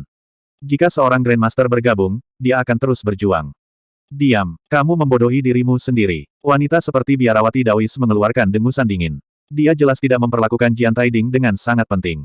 Jian Taiding menunduk. Ada sedikit kebencian di matanya, tetapi dia tidak berani membalas sedikit pun. Saat ini, Zuan merasakan sensasi yang sangat aneh. Biarawati Taois itu benar-benar memberinya perasaan yang sangat akrab. Bukan karena dia terlihat familiar, tetapi aura yang keluar darinya membuatnya merasakan keakraban dan keintiman yang misterius. Dia berpikir, apa yang salah denganku? Kenapa aku merasakan perasaan seperti ini sekarang? Jian Taiding angkat bicara lagi. Kakak senior, orang ini mencuri informasi rahasia dari kami. Saya harus menyusahkan kakak perempuan untuk membantu saya menyingkirkannya. Petik 2. Biarawati Taois yang sangat cantik itu berkata dengan acuh tak acuh, kamu adalah kultivator peringkat master yang kuat, namun kamu hampir dibunuh oleh seseorang dengan peringkat kultivasi yang lebih rendah. Sekarang, Anda bahkan meminta bantuan saya. Apakah kamu tidak punya rasa malu? Petik 2. Wajah Jian Taiding memanas. Dia dengan cepat berkata, saya tahu bahwa saya telah mempermalukan sekte kami, tetapi masalah ini terlalu penting. Jika berita keluar, sekte juga akan menderita kerusakan yang tidak dapat diperbaiki. Saya harap kakak senior dapat mempertimbangkan situasi yang lebih besar. Zuan terkejut. Jangan bilang Jian Taiding memiliki kekuatan besar lain yang mendukungnya. Biarawati cantik itu terdiam sejenak. Kemudian, dia berbalik untuk melihat Zuan, berkata, anak muda, saya hanya akan menggunakan satu gerakan. Apakah Anda hidup atau mati akan tergantung pada kehendak surga? Petik 2. Zuan merasakan aura kuat mengunci dirinya saat dia mengatakan itu. Semua bulu halusnya langsung berdiri. Konsep seperti apa yang dimiliki oleh seorang kultivator peringkat Grandmaster? Meskipun dia mengatakan dia hanya akan menggunakan satu gerakan, gerakan itu pasti akan memiliki kekuatan yang menghancurkan. Tapi meski begitu, dia tidak merasa takut. Dia mengangkat tangannya di depannya dan berseru dengan tawa keras, nasibku adalah milikku sendiri, dan bukan milik surga. Biarawati tua, masih terlalu dini bagimu untuk membunuhku. Tidak peduli seberapa kuat pihak lain, mereka tetaplah seorang Grandmaster. Dia bahkan telah berdiri tegak melawan bumi abadi di masa lalu, dan dia bahkan telah bertemu orang-orang yang setara dengan Kaisar, jika tidak lebih kuat. Tidak mungkin dia akan begitu takut pada seorang Grandmaster. Selanjutnya, dia mengatakan itu dengan sengaja untuk membuat marah lawannya dan memeriksa latar belakangnya. Benar saja, bahkan wanita yang paling menyendiri dan dunia lain akan dipicu oleh gelar Biarawati tua. Sungguh anak nakal yang sombong. Semua dao berasal dari ketiadaan dan alam, siapa di dunia ini yang bisa mengklaim bahwa takdir adalah milik mereka sendiri dan bukan milik surga? Benar-benar tidak masuk akal. Anda telah berhasil mengendalikan Yan Suhen untuk plus 122 plus 122 plus 122. Zuan mengerutkan kening. Yan Suhen, dia belum pernah mendengar nama itu sebelumnya. Dia harus bertanya pada Xiao Jianren tentang nama itu nanti. Orang itu selalu ada di sekitar database utusan bordir dan harus tahu sesuatu tentang itu.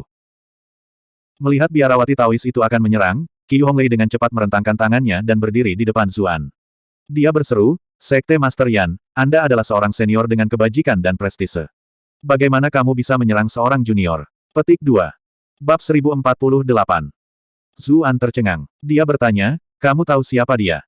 Qiu Honglei menjawab, dia adalah Master Sekte-Sekte Giok Putih, seorang senior di kalangan seni bela diri, seorang tokoh legendaris.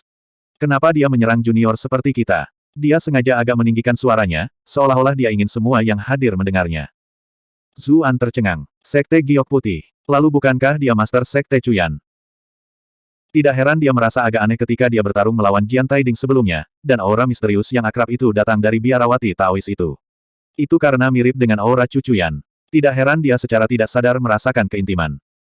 Dia sudah lama bertanya-tanya kapan waktu berikutnya dia bisa bertemu Cucuyan lagi. Dia ingin meninggalkan Master Sekte dan seniornya dengan kesan yang baik saat berikut. Dia sengaja agak meninggikan suaranya, seolah-olah dia ingin semua yang hadir mendengarnya. Zuan tercengang. Sekte Giok Putih. Lalu bukankah dia Master Sekte Cuyan? Tidak heran dia merasa agak aneh ketika dia bertarung melawan Jian Taiding sebelumnya, dan aura misterius yang akrab itu datang dari biarawati Taois itu. Itu karena mirip dengan aura Cucuyan. Tidak heran dia secara tidak sadar merasakan keintiman. Dia sudah lama bertanya-tanya kapan waktu berikutnya dia bisa bertemu Cucuyan lagi. Dia ingin meninggalkan Master Sekte dan seniornya dengan kesan yang baik saat berikutnya dia bertemu mereka. Namun, pertemuan pertama mereka sebenarnya berada dalam situasi seperti itu. Tidak hanya mereka akan bertarung satu sama lain, tetapi dia bahkan mengutuknya sebagai biarawati tua. Saya sangat berharap dia bukan Tuan Cuyan. Dengan begitu, setidaknya masih ada harapan. Biarawati Taois yang cantik dengan tenang berkata, Qiu Honglei. Memang benar bahwa Anda adalah junior saya, tetapi orang ini baru saja menang melawan adik laki-laki saya. Auranya luar biasa. Bagaimana mungkin dia bisa menjadi juniorku? Kenapa dia tidak bisa? Qiu Honglei panik. Dia dengan cepat meraih lengan Zuan, berseru, usianya hampir sama denganku, dan dia kekasihku. Tentu saja dia juniormu. Ketika Zuan merasakan perasaan hangat datang dari lengannya, meskipun biasanya itu adalah sesuatu yang dia rasa sangat nyaman, dia merasa sangat canggung melakukannya di depan senior istrinya. Syukurlah aku memakai topeng sehingga tidak ada yang bisa mengenaliku. Pikirnya dalam hati. Oh, Biarawati Taois bernama Yan Suehen tampak terkejut. Dia menatap Zuan lagi dan berkata, sebenarnya ada seseorang yang begitu luar biasa di dunia ini. Jika dia seumuran dengan Qiyu Honglei, bukankah itu berarti dia berusia sekitar 20 tahun? Namun, dia mampu mengalahkan seorang kultivator peringkat master seperti anjing pada usia 20. Murid yang paling dia banggakan sudah sangat tangguh, tetapi dibandingkan dengan dia, dia masih jauh. Tapi dia dengan cepat melihat sesuatu yang mencurigakan. Dia menatap Qiyu Honglei dan bertanya, apakah kamu tidak akan mengolah godaan iblis surgawimu lagi? Qiyu Honglei tersipu dan berkata, tentu saja. Lalu bagaimana kamu bisa tetap menjalin hubungan romantis dengan seorang pria? Yan Suehen tampaknya agak kesal. Tahun depan seharusnya menjadi saat pertandingan penentuan antara kamu dan Cuyan akan diadakan. Saya tidak ingin Cuyan menang melawan orang cacat. Petik 2. Sebuah ledakan meledak di kepala Zuan. Bagaimanapun, wanita ini adalah Tuan Cuyan. Seperti neraka nasib adalah miliknya sendiri untuk mengontrol, pada saat itu dia memohon pada langit untuk berhenti mempermainkannya. Qiyu Honglei meraih lengan Zuan dan berkata, guru mengizinkan saya pergi untuk mengalami jalan-jalan dunia, lalu melupakan perasaan saya. Hanya dengan begitu saya dapat mencapai tingkat tertinggi godaan iblis surgawi. Jika saya bahkan tidak mengalami romansa dunia sekuler, namun mengaku benar-benar acuh tak acuh, bukankah saya terlalu berani? Alis Yan Suehen sedikit berkerut. Gadis ini tidak mencoba menceramahiku, kan? Bagaimanapun cara sekte iblis dalam melakukan sesuatu memang aneh. Dia mendengus. Menyingkir, ini antara dia dan aku. Untuk menghormati tuanmu, aku akan menyelamatkanmu dari hidupmu. Petik 2. Tidak, Qiyu Honglei seperti induk ayam yang melindungi anak-anaknya, berdiri tepat di depan Zuan. Jika kamu menyakitinya, kamu akan menyesalinya. Ini adalah Grandmaster yang mereka hadapi. Jika mereka benar-benar bertarung, bagaimana mungkin Ah Su bisa menghentikannya? Aku akan menyesalinya. Yan Suehen tertawa. Dia jelas tidak mengerti mengapa dia akan merasa menyesal. Tapi dia bukan tipe orang yang terlalu sibuk. Dia tidak repot-repot berdebat. Dia adalah Chu. Qiyu Honglei panik. Dia tidak bisa diganggu dengan akibatnya. Dia baru saja akan memberitahu pihak lain tentang hubungan Zuan dengan Cucuyan. Sebagai tuan dari pihak lain, ini seperti setengah menantumu, jadi kamu mungkin tidak akan menyerang, kan? Tapi yang mengejutkan, Zuan menutup mulutnya dan menghentikannya untuk mengatakan apa yang dia inginkan. Dia berkata, jangan khawatir, saya bisa mengatasinya. Apakah kamu bercanda? Bukankah aku akan berakhir selamanya jika biarawati ini tahu tentang hubunganku dengan Cuyan? Tidak hanya aku memanggilnya biarawati tua, aku bahkan sangat mesra dengan gadis lain. Tidakkah Grandmaster ini akan menjadi sangat marah sehingga dia hanya mencabik-cabikku? Tindakannya bahkan bisa dibenarkan. Qiyu Honglei berkedip. Dia benar-benar tidak mengerti bagaimana Zuan akan menghadapi seorang Grandmaster. Tapi karena itulah yang dikatakan Zuan, dia memilih untuk mempercayainya. Zuan terbatuk ringan. Dia mengangkat kepalanya untuk melihat biarawati itu, berkata, Senior, saya merasa kondisi yang Anda tawarkan kepada saya untuk menerima satu pukulan tidak adil. Apakah kamu takut? Yan Suehen mencibir mengejek saat dia berkata, apakah kamu tidak bertindak cukup percaya diri beberapa saat yang lalu? Saya percaya diri, tapi tidak bodoh, kata Zuan dengan tenang.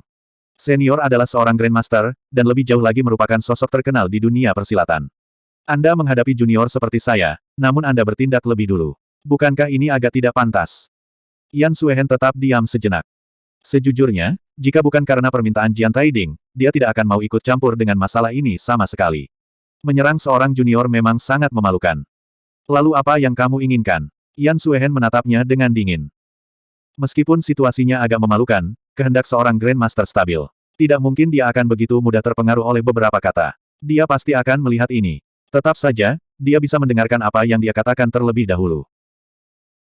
Zuan kemudian berkata, saya pikir Master Sekte Yan pertama-tama harus menerima serangan dari saya, untuk melihat apakah Anda dapat menerimanya. Menerima kepindahan darimu. Yan Suehen memiliki ekspresi aneh. Seolah-olah dia telah mendengar lelucon yang buruk. Apa yang salah? Mungkinkah Master Sekte Yan takut? Zuan dengan hati-hati memeriksa pihak lain. Dia harus mengakui bahwa wanita itu memang cantik. Tetapi mengapa seorang kultivator harus begitu cantik? Tidak perlu bagimu untuk memprovokasiku. Yan Suehen mengedipkan mata dengan lembut dan berkata, baiklah, yang ini bisa menerima serangan darimu jika itu akan meyakinkanmu. Zuan agak ragu-ragu dan berkata, tapi seranganku ini membutuhkan sedikit waktu, jika kamu menyerangku selama proses. Kamu tidak perlu khawatir tentang itu. Jika saya mengatakan saya akan menerima serangan dari Anda, saya akan melakukannya. Aku tidak akan mengganggumu sebelum itu. Yan Suehen memiliki harga dirinya sendiri. Dia jelas tidak akan menyerang sebelumnya. Jian Taiding, yang berada di samping, mulai panik. Dia berseru, kakak perempuan, bocah ini sangat licik. Jangan tertipu triknya. Yan Suehen menatapnya dengan acuh tak acuh dan bertanya, apakah Anda mengatakan bahwa saya tidak dapat menerima gerakan darinya? Napas Jian Taiding berhenti.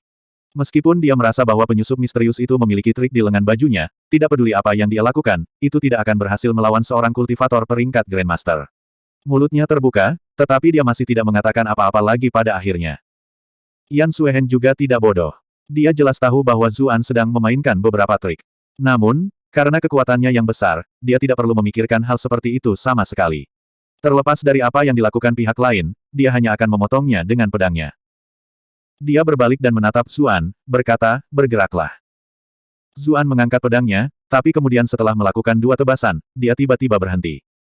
Dia bertanya, tapi bagaimana jika Master Sekte tidak bisa menangani serangan ini, lalu mengejarku karena marah? Ini adalah Grandmaster yang sedang kita bicarakan. Hal-hal akan menjadi sangat merepotkan jika dia mati untuk mengejarku. Yan Suehen terdiam. Yang lain semua memiliki ekspresi aneh di wajah mereka. Mereka semua sudah menunggu untuk melihat apa yang akan terjadi, namun bocah ini terus berhenti di sana-sini, hanya menolak untuk melakukannya. Itu benar-benar menjengkelkan. Bahkan Qiu Honglei merasa Zuan sedang bermain api, apalagi yang lain. Apakah kamu mengulur waktu? Ekspresi Yan Suehen menjadi dingin. Aku tidak, tapi aku harus bersiap untuk berjaga-jaga, kan? Saya tidak ingin menang melawan Master Sekte, tetapi apakah Anda datang setelah saya ketika ini selesai? Kata Zuan dengan senyum malu-malu. Yan Suehen mendengus. Junior ini benar-benar melebih-lebihkan kemampuannya. Dia benar-benar ingin menang melawanku dengan sia-sia. Jangan khawatir, saya bukan tipe orang yang tidak bisa menerima kerugian. Jika saya benar-benar kalah, saya pasti tidak akan menimbulkan masalah bagi Anda. Dia tiba-tiba merasa ada yang tidak beres setelah dia mengatakan itu, jadi dia menambahkan. Namun, kamu tidak bisa terus mengulur waktu seperti ini. Anda juga tidak dapat menggunakan metode tercela apapun. Petik 2. Meskipun dia tidak berpikir pihak lain bisa menang melawannya bahkan jika dia menggunakan cara tercela, dia masih mengatakannya untuk berjaga-jaga. Bocah itu cukup aneh, dan bahkan dia tidak merasa bisa melihat menembusnya. Tuan Sekte pasti bercanda. Dirimu yang terhormat adalah keberadaan seperti Dewi, bagaimana saya bisa menggunakan metode tercela terhadap Anda? Pihak lain adalah Tuan Chuyan, jadi Zuan tidak terlalu pelit dengan pujiannya. Yan Suehen tetap tanpa ekspresi, tapi dia masih menyetujui kata-kata itu di dalam hati. Dia berkata, kalau begitu cepatlah dan bergerak. Zuan mengangguk. Tiba-tiba, transmisi suara dari Tang Tianer mencapai telinganya.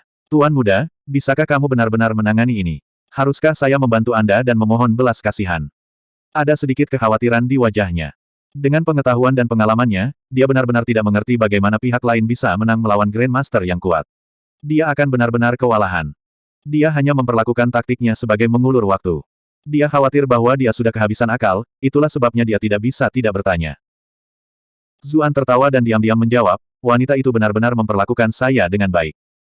Tang Tianer mendengus. Situasi seperti apa yang sudah Anda alami? Namun Anda masih mencoba untuk mengambil keuntungan dari saya. Zuan membuang senyumnya dan menjawab, jangan khawatir, saya bisa melakukannya. Setelah mengatakan itu, dia melihat ke arah atap tempat Yan Suehen berdiri. Tang Tianer tercengang. Senyum Zuan yang percaya diri dan bebas menular. Hampir seolah-olah dia tidak menghadapi momen kritis hidup dan mati. Tidak heran bahkan Saintes of the Devil Sekte mengaguminya. Dia menatap Qiu Honglei yang khawatir, lalu berpikir, sebaiknya kamu tidak mati di sini. Bab 1049. Zuan mengeluarkan sesuatu dari dalam pakaiannya saat itu. Yan Suehen tidak terlalu memikirkannya. Itu benar-benar alami bagi pembudidaya untuk memiliki artefak sihir pribadi mereka sendiri, seperti batu bata emas Zuang Hetong. Dengan memperbaikinya sendiri dan mengukir rune khusus, artefak sihir itu akan mampu menampilkan kekuatan besar. Tapi Zuan bahkan tidak berada di peringkat master. Saat itu, dia dan Jian Taiding sama-sama menderita karena pertempuran mereka. Apa yang bisa dia lakukan bahkan jika dia memiliki senjata ajaib? Saat itu, Zuan mengeluarkan gulungan kuning. Ekspresinya menjadi serius, dan dia meneriakkan dengan suara yang jelas, saya membuat dedikasi ke surga, menerima mandatnya. Perintah Kekaisaran Kaisar menyatakan. Petik 2. Saat suaranya terdengar, awan mulai berkumpul di langit di atas. Tekanan misterius mulai samar-samar berkumpul. Yan Suehen, Jian Taiding, Qiu Honglei, dan Tang Tianer tercengang. Orang lain yang hadir tidak bisa berkata-kata. Ada beberapa dari mereka yang berpengalaman dan berpengetahuan. Mereka jelas tahu apa itu dekrit kekaisaran dan betapa mengerikan kekuatannya. Ketika dia merasakan tekanan semakin kuat di sekelilingnya, Yan Suehen tanpa sadar berpikir untuk menghentikan mantra Zuan. Namun, dia dengan cepat mengingat janjinya kepadanya beberapa saat sebelumnya bahwa dia tidak akan menghentikannya. Dia akhirnya tahu mengapa dia membawa begitu banyak kondisi dengannya. Jika itu orang lain, mereka mungkin akan langsung menyerang, tetapi dia selalu menjadi seseorang yang sangat peduli dengan identitas dan statusnya. Bagaimana dia bisa melakukan sesuatu yang memalukan seperti menarik kembali kata-katanya? Tapi dia juga tidak percaya diri hanya berdiri di sana dan menerima serangan penuh kekuatan kaisar. Karena itu, dia menendang, lalu dengan cepat terbang ke kejauhan. Sementara itu, Jian Taiding dan Yu Xuantao, yang telah setengah dipukuli sampai mati, tersapu oleh badai es, dengan cepat menghilang ke kejauhan. Bocah sialan, kita bisa bilang kau menangkapku hari ini. Anda telah berhasil mengendalikan Yan Suhen untuk plus 666 plus 666 plus 666. Ketika dia melihat pihak lain menghilang, Zuan menyingkirkan dekrit kekaisaran lagi. Dia menghela nafas lega. Dia bersyukur bahwa Yan Suhen berasal dari sekte terkenal dan bergengsi, dan bahwa dia adalah seseorang yang menghormati janjinya juga. Kalau tidak, dengan kultivasi peringkat Grandmaster-nya, tidak mungkin dia bisa menggunakan dekrit kekaisaran. Cacat dekrit kekaisaran sangat jelas. Kekuatannya tidak tertandingi, tetapi waktu castingnya terlalu lama. Meski begitu, secara normal, akan ada utusan kekaisaran dan penjaga yang melindunginya saat dia membaca dekrit kekaisaran. Dalam situasi seperti itu, dia hanya bisa membacanya dengan tenang. Itu tidak masalah bahkan jika ada waktu casting. Lagi pula, kaisar juga tidak mengira dia akan menggunakannya dalam situasi menyendiri seperti ini. Karena pihak lain telah lari, tidak perlu baginya untuk terus memanggil kekuatan kaisar. Benda itu seperti senjata nuklir, ancamannya jauh lebih besar daripada penggunaan sebenarnya. Saat itu, di istana kekaisaran 10.000 li jauhnya, kaisar tiba-tiba membuka matanya. Dia merasakan bahwa seseorang telah memanggil kekuatannya, tetapi tampaknya telah dibatalkan. Ekspresinya menjadi gelap. Dia memanggil Kasim Wen dan memerintahkan, pergi dan selidiki apa yang sebenarnya terjadi di Cloud Center Commandery. Selama misi di Bright Moon City, kelompok utusan bordir Huang Huihong tidak dapat menggunakan dekrit kekaisaran sebelum mereka dibunuh. Jika hal serupa terjadi lagi, martabat apa yang akan ditinggalkan oleh pengadilan kekaisaran? Dipahami, pelayan ini akan pergi dan menyelidiki sekarang. Kasim Wen membungkuk hormat ketika dia merasakan kemarahan pihak lain. Kaisar melambaikan tangannya. Dia berjalan ke jendela dan melihat ke arah barat laut, dan wajahnya menjadi gelap. Saat itu, di Istana Damai, permaisuri cantik memanggil Kasim Lu. Dia bertanya, apakah ada gangguan aneh di dunia barusan? Sedikit gairah melintas di mata Kasim Lu ketika dia melihat lekuk tubuhnya yang memabukkan. Namun, dengan cepat menghilang. Dia menundukkan kepalanya dan menjawab, memang, seseorang sepertinya telah memanggil kekuatan yang mulia barusan. Oh, permaisuri segera menegakkan tubuh. Daerah dadanya begitu penuh sehingga tampak seperti pakaiannya akan meledak pada saat itu juga. Dia merenung, mungkinkah sesuatu terjadi pada Zuan? Kasim Lu sedikit cemburu. Dia membalas, Zuan adalah seseorang yang licik dan cerdas, kultivasinya juga tidak buruk. Bersama dengan identitasnya sebagai utusan kekaisaran, saya tidak berpikir apapun akan terjadi padanya. Selain itu, Yang Mulia tidak melakukan apa-apa sekarang, jadi saya tidak percaya kekuatan itu benar-benar dipanggil di Cloud Center Commandery. Petik 2. Permaisuri menghela nafas dan berkata, saya harap itu masalahnya. Kasim Lu berkata dengan iri, Yang Mulia tampaknya sangat peduli dengan Zuan itu. Permaisuri membelai penutup kuku jarinya yang panjang dan bertahtakan batu permata. Dia mendengus pelan dan berkata, aku hanya khawatir tidak akan ada orang yang merawatku jika orang itu mati. Permaisuri ini telah menghabiskan waktu berkultivasi, namun bahkan setelah berkultivasi begitu lama, efeknya bahkan tidak sebagus satu malam bersamanya. Ini benar-benar menyebalkan. Konstitusi orang itu agak terlalu aneh, kata Kasim Lu. Meskipun dia sudah tahu tentang itu, dia masih merasa kesal tentang hal itu. Namun, dia tidak menunjukkannya di permukaan dan malah berkata dengan penuh perhatian, Yang Mulia, jangan khawatir. Begitu dia kembali, pelayan tua ini akan membawanya untuk mengobati lukamu. Lu kecil, lihat betapa perhatiannya kamu. Permaisuri merasakan giginya sakit ketika dia mengingat apa yang terjadi terakhir kali dia mencari Zuan. Dia benar-benar menggunakan segala macam alasan untuk menghindariku beberapa kali terakhir aku mencarinya. Mungkinkah permaisuri ini tidak cukup cantik, bahwa statusku tidak cukup hebat? Kasim Lu membungkuk dan berkata dengan senyum minta maaf, Yang Mulia terlalu khawatir. Kamu adalah wanita tercantik dan paling mulia di dunia. Permaisuri mendengus dan bertanya, kalau begitu katakan padaku, mengapa dia terus menghindariku? Dia mungkin takut Yang Mulia akan mengetahuinya, Kasim Lu menjelaskan. Permaisuri berpikir sejenak. Lalu kita akan menemukan beberapa properti keluarga kerajaan terdekat untuk tinggal selama beberapa waktu, lalu memanggilnya. Dengan begitu, dia bisa melakukannya dengan santai, kan? Yang Mulia bijaksana dan brilian. Kasim Lu merasa sangat cemburu, tetapi napasnya bertambah cepat saat dia menambahkan. Jika Yang Mulia pergi selama beberapa hari dari waktu ke waktu, itu tidak akan menarik perhatian nanti bahkan jika kamu meninggalkan istana. Permaisuri menjawab, masih Anda yang mempertimbangkan gambaran yang lebih besar. Saya akan meninggalkan masalah ini untuk Anda tangani kalau begitu. Petik 2. Dia memang jarang meninggalkan istana tahun ini. Itu sebabnya dia harus membuat beberapa persiapan sebelumnya. Dipahami, pelayan ini pasti akan mengurus masalah ini. Kasim Lu perlahan mundur setelah membungkuk. Di dalam istana timur, Bi Linglong berdiri di dekat jendelanya, menatap cakrawala dengan linglung. Pembantunya Rong Mo dengan cepat membawa jubah wol tenunan untuk menutupi dirinya, berseru, Putri Mahkota, di luar sangat dingin. Hati-hati, kalau tidak kamu bisa masuk angin. Petik 2. Bi Linglong tanpa sadar bertanya, bukankah sekarang lebih dingin di Cloud Center Commandery? Ekspresi Rong Mo aneh. Dia bertanya, apakah Putri Mahkota khawatir tentang Tuan Su? Bi Linglong terkejut, baru kemudian dia menyadari bahwa dia telah berbicara tidak pada tempatnya. Namun, dia bereaksi dengan cepat. Ekspresinya dengan cepat kembali normal saat dia berkata, Tuan Su mewakili istana timur kita. Akan tidak menguntungkan bagi putra mahkota jika dia gagal dalam misinya. Rong Mo merasa lega ketika mendengar itu. Dia berkata, Putri Mahkota, kamu tidak perlu terlalu khawatir. Kultivasi Sirzu tinggi, dan dia juga memiliki utusan kekaisaran bersamanya. Bagaimana bisa terjadi sesuatu padanya? Tapi aku baru saja merasakan ada sesuatu yang terjadi di langit.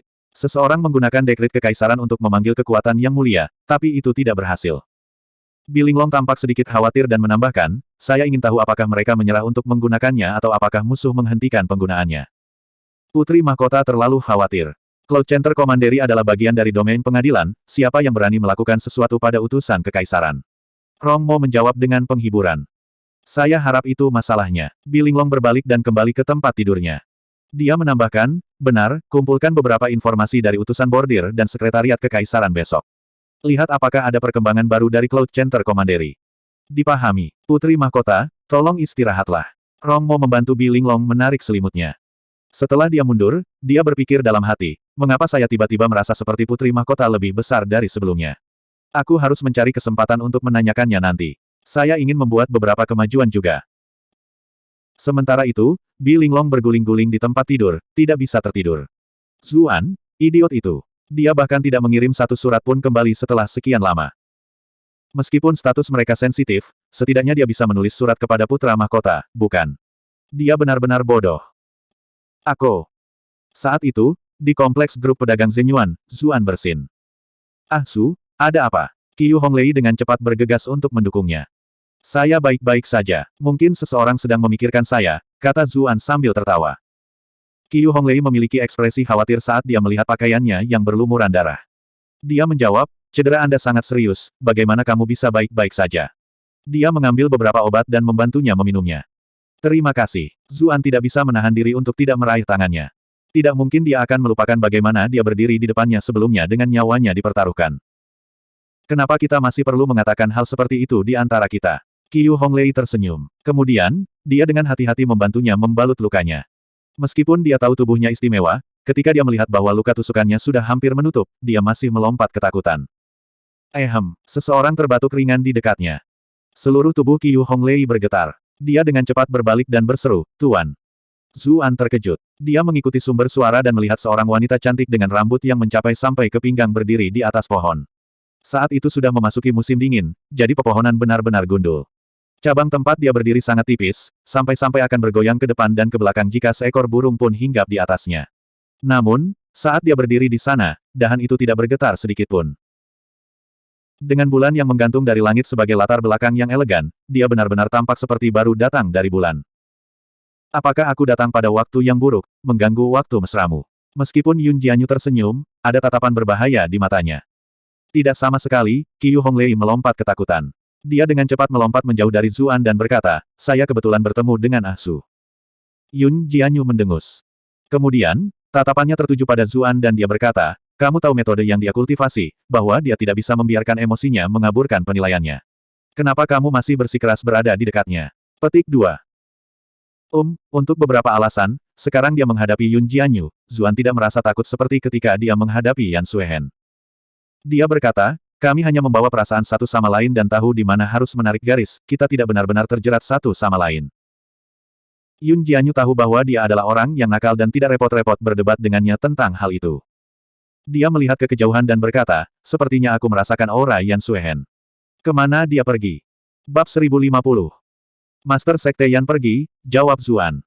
Dia pergi. Yun Jianyu sedikit tidak puas. Mungkinkah dia tahu aku akan datang? Apakah itu sebabnya dia berlari begitu cepat? Petik 2. Qiu Honglei berkata, Ah Zu baru saja mengeluarkan dekret kekaisaran dan membuatnya takut. Yun Jianyu mendengus. Hanya dekret kekaisaran yang sepele sudah cukup untuk menakuti perempuan itu. Hanya waktu mantra saja sudah cukup baginya untuk membunuhmu puluhan kali lipat. Petik 2. Zuan terkekeh malu. Apa yang dia katakan memang benar adanya. Jika seorang Grandmaster benar-benar bersikeras untuk menyerangnya, dia tidak akan punya waktu untuk menyelesaikan mantra sama sekali. Qiu Honglei menjelaskan, itu karena Ah Su sangat pintar, membuat Master Sekte Yan berjanji bahwa dia tidak bisa ikut campur sebelumnya, dia memberi tuannya gambaran kasar tentang apa yang telah terjadi.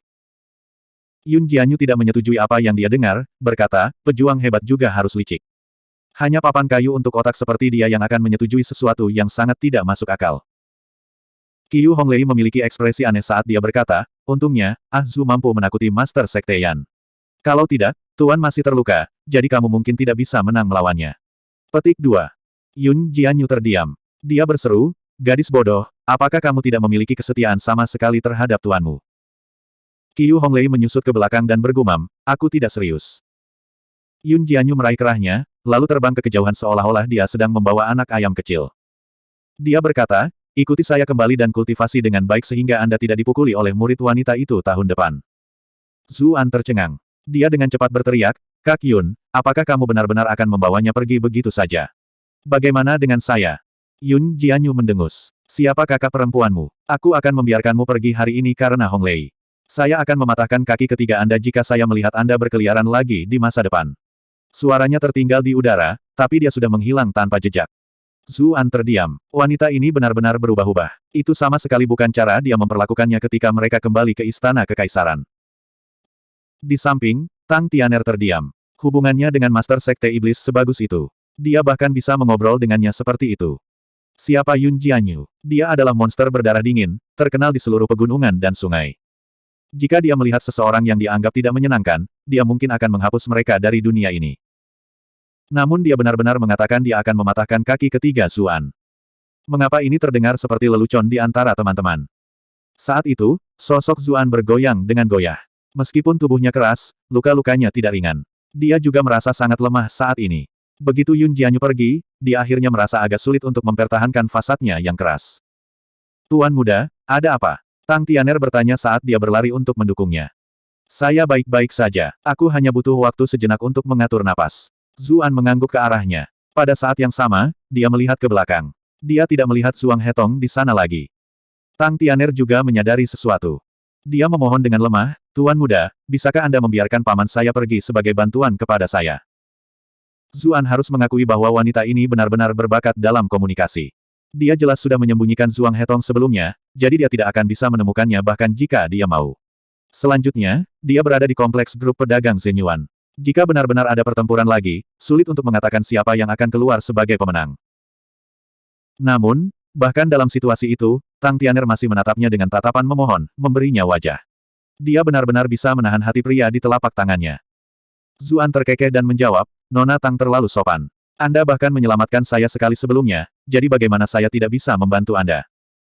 Tiba-tiba, semburan langkah kaki yang padat terdengar. Su Yu dan Gao Ying bergegas dengan pasukan komandan ketika mereka mendengar aktivitas itu. Tang Tianer dengan cepat berkata, Tuan muda, tidak nyaman bagiku untuk menunjukkan identitasku. Aku akan pergi dulu. Dia kemudian dengan cepat berlari menjauh. Tapi setelah beberapa langkah, dia berhenti dan berkata dengan suara selembut dengungan nyamuk, baru saja di ruangan itu.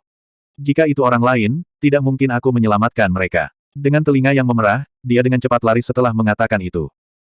Zuan tidak bisa menahan tawa. Wanita ini benar-benar pandai mendorong kelebihannya.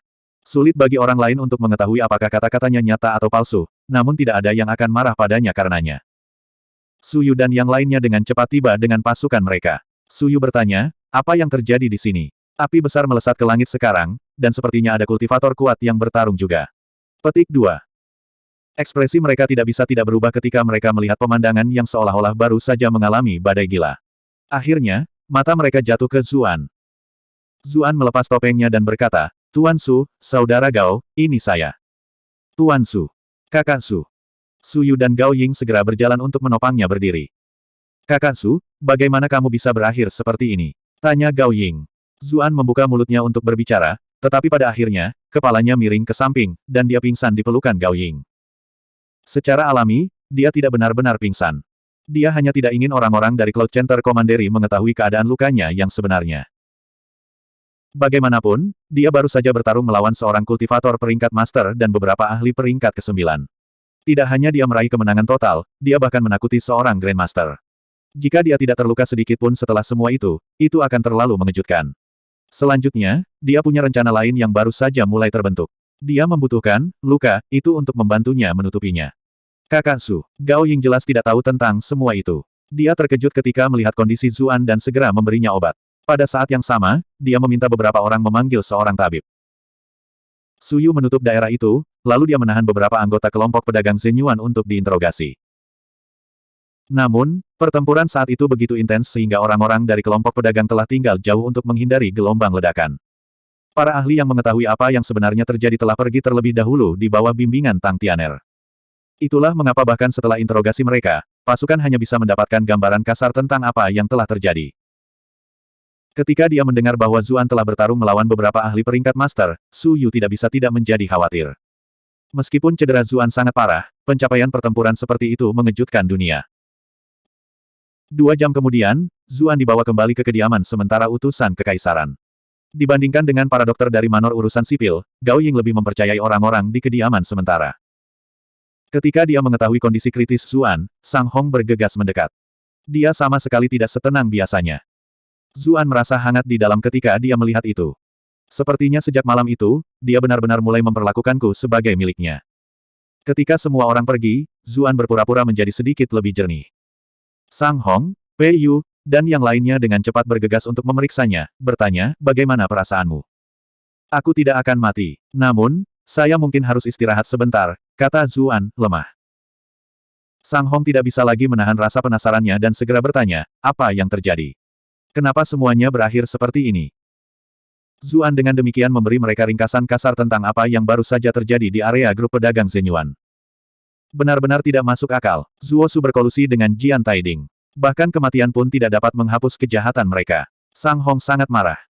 Bagaimanapun, Zuosu seharusnya menjadi seseorang dari pihak mereka sendiri, seorang penolong yang cakap yang akan membantu menjatuhkan Jian Taiding. Tapi sekarang, mereka telah menemukan bahwa semua pejabat Cloud Center Commandery telah lama berkolusi bersama. Jian Taiding terluka parah sekarang. Apakah ada cara untuk menangkapnya sekarang? Zuan bertanya. Dia menambahkan dengan menyesal, sayang sekali dia baru saja pergi. Pei Yu berkata dari samping, Kakak Zu, kamu terlalu gila. Anda mengalahkan seorang kultivator peringkat master yang aneh, namun Anda tidak membual tentang hal itu, tetapi malah sedih karena Anda tidak dapat menangkapnya. Petik 2. Itu hanya kebetulan, kata Zuan dengan rendah hati. Dia tidak ingin mengungkapkan terlalu banyak kekuatannya. Bahkan jika itu hanya kebetulan, itu akan mengejutkan dengan sendirinya. Sang Hong memberinya tatapan rumit. Saya masih agak ragu untuk menyetujui secara diam-diam hubungannya dengan putri dan menantu saya. Sekarang, sepertinya itu sangat berharga. Cucu saya akan memiliki pria seperti ini sebagai ayahnya. Betapa diberkatinya sesuatu itu. Sang Hong dengan cepat mengumpulkan pikirannya dan melanjutkan, Zu, kamu tidak perlu terlalu menyalahkan dirimu sendiri. Bahkan jika Anda baru saja menangkap Jian Taiding, kami tidak memiliki cara untuk menghukumnya. Sebaliknya, ajudan terpercayanya di manor urusan militer mungkin mengambil risiko karena putus asa dan membuat keadaan menjadi lebih tidak menguntungkan. Petik 2. Apa maksudmu? Zuan mengerutkan kening. Sang Hong menjelaskan, kami tidak memiliki bukti apapun saat ini. Soal berkolusi dengan ras iblis hanya menyebutkan Zuosu. Nama Jian Taiding tidak ada di sana. Lebih jauh lagi, fakta bahwa merekalah yang membunuh Zuosu adalah sesuatu yang hanya kamu sendiri yang mendengarnya secara langsung. Tidak ada yang bisa kami lakukan jika mereka menolak untuk mengakuinya. Yaitu, kecuali jika Anda dapat menangkap Master Ras Iblis itu dan yang lainnya bersama-sama dalam sekali jalan. Tetapi dengan individu peringkat Master Ras Iblis di sana, itu akan terlalu berbahaya bagimu. Petik 2. Zuan setuju dengan semua itu. Alasan mengapa dia bisa melukai Jian Taiding secara serius juga karena pihak lain tidak menyangka tubuhnya begitu kokoh, dia juga tidak mengira Zuan akan memilih untuk menukar pukulan demi pukulan. Jika pembudidaya ras iblis itu ada di sana juga, Zuan mungkin yang mati. Bagaimanapun, pembudidaya ras iblis bukanlah seseorang yang sangat peduli dengan kebajikan seperti Yan Suehen. Dia hanya akan benar-benar membanjiri Zuan. Ketika dia memikirkan itu, Zuan tidak bisa menahan diri untuk tidak berkata, Sekte Gio Putih tampaknya juga terlibat di sini. Dengan seorang Grandmaster di sini, saya khawatir masalah ini berada di luar kekuatan kita. Petik 2. Sang Hong menggelengkan kepalanya. Menurut pendapat saya, Sekte Giok Putih adalah sekte tingkat atas di dunia persilatan, mereka selalu menganggap diri mereka tegak. Tidak mungkin bagi mereka untuk berpartisipasi dalam kolusi ini dengan ras iblis. Alasan mengapa dia ikut campur kemungkinan besar karena Jian Taiding adalah salah satu anggota sekte mereka.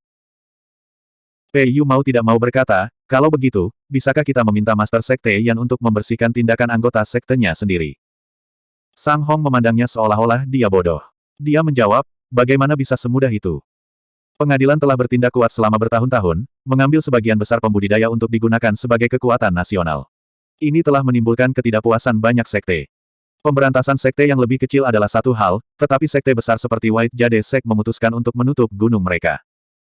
Mereka sudah lama tidak puas dengan pengadilan, mengapa mereka membantu kami dengan apapun, apalagi berurusan dengan salah satu anggota mereka sendiri. Selanjutnya, jika saya tidak salah, Jian Taiding pasti telah menawarkan banyak kekayaan dan banyak hadiah kepada sekte tersebut. Mereka pasti akan membuatnya tetap hidup jika itu dalam kekuatan mereka. Petik 2. Lalu apa yang kita lakukan sekarang? Zuan mulai sedikit pusing. Sang Hong menjawab dengan serius, suruh manor urusan sipil memerintahkan penangkapan Master Ras Iblis Kong King segera. Apakah itu manor urusan sipil atau bela diri, tak satu pun dari mereka seharusnya memiliki alasan untuk menentang itu. Pei Yu, kau harus memimpin anak buahmu untuk menemukan Yu Xuantao dari klan Yu. Huff, kami tidak dapat melakukan apapun pada Jian Taiding, tetapi apakah Anda pikir kami tidak dapat melakukan apapun pada Yu Xuantao? Petik 2.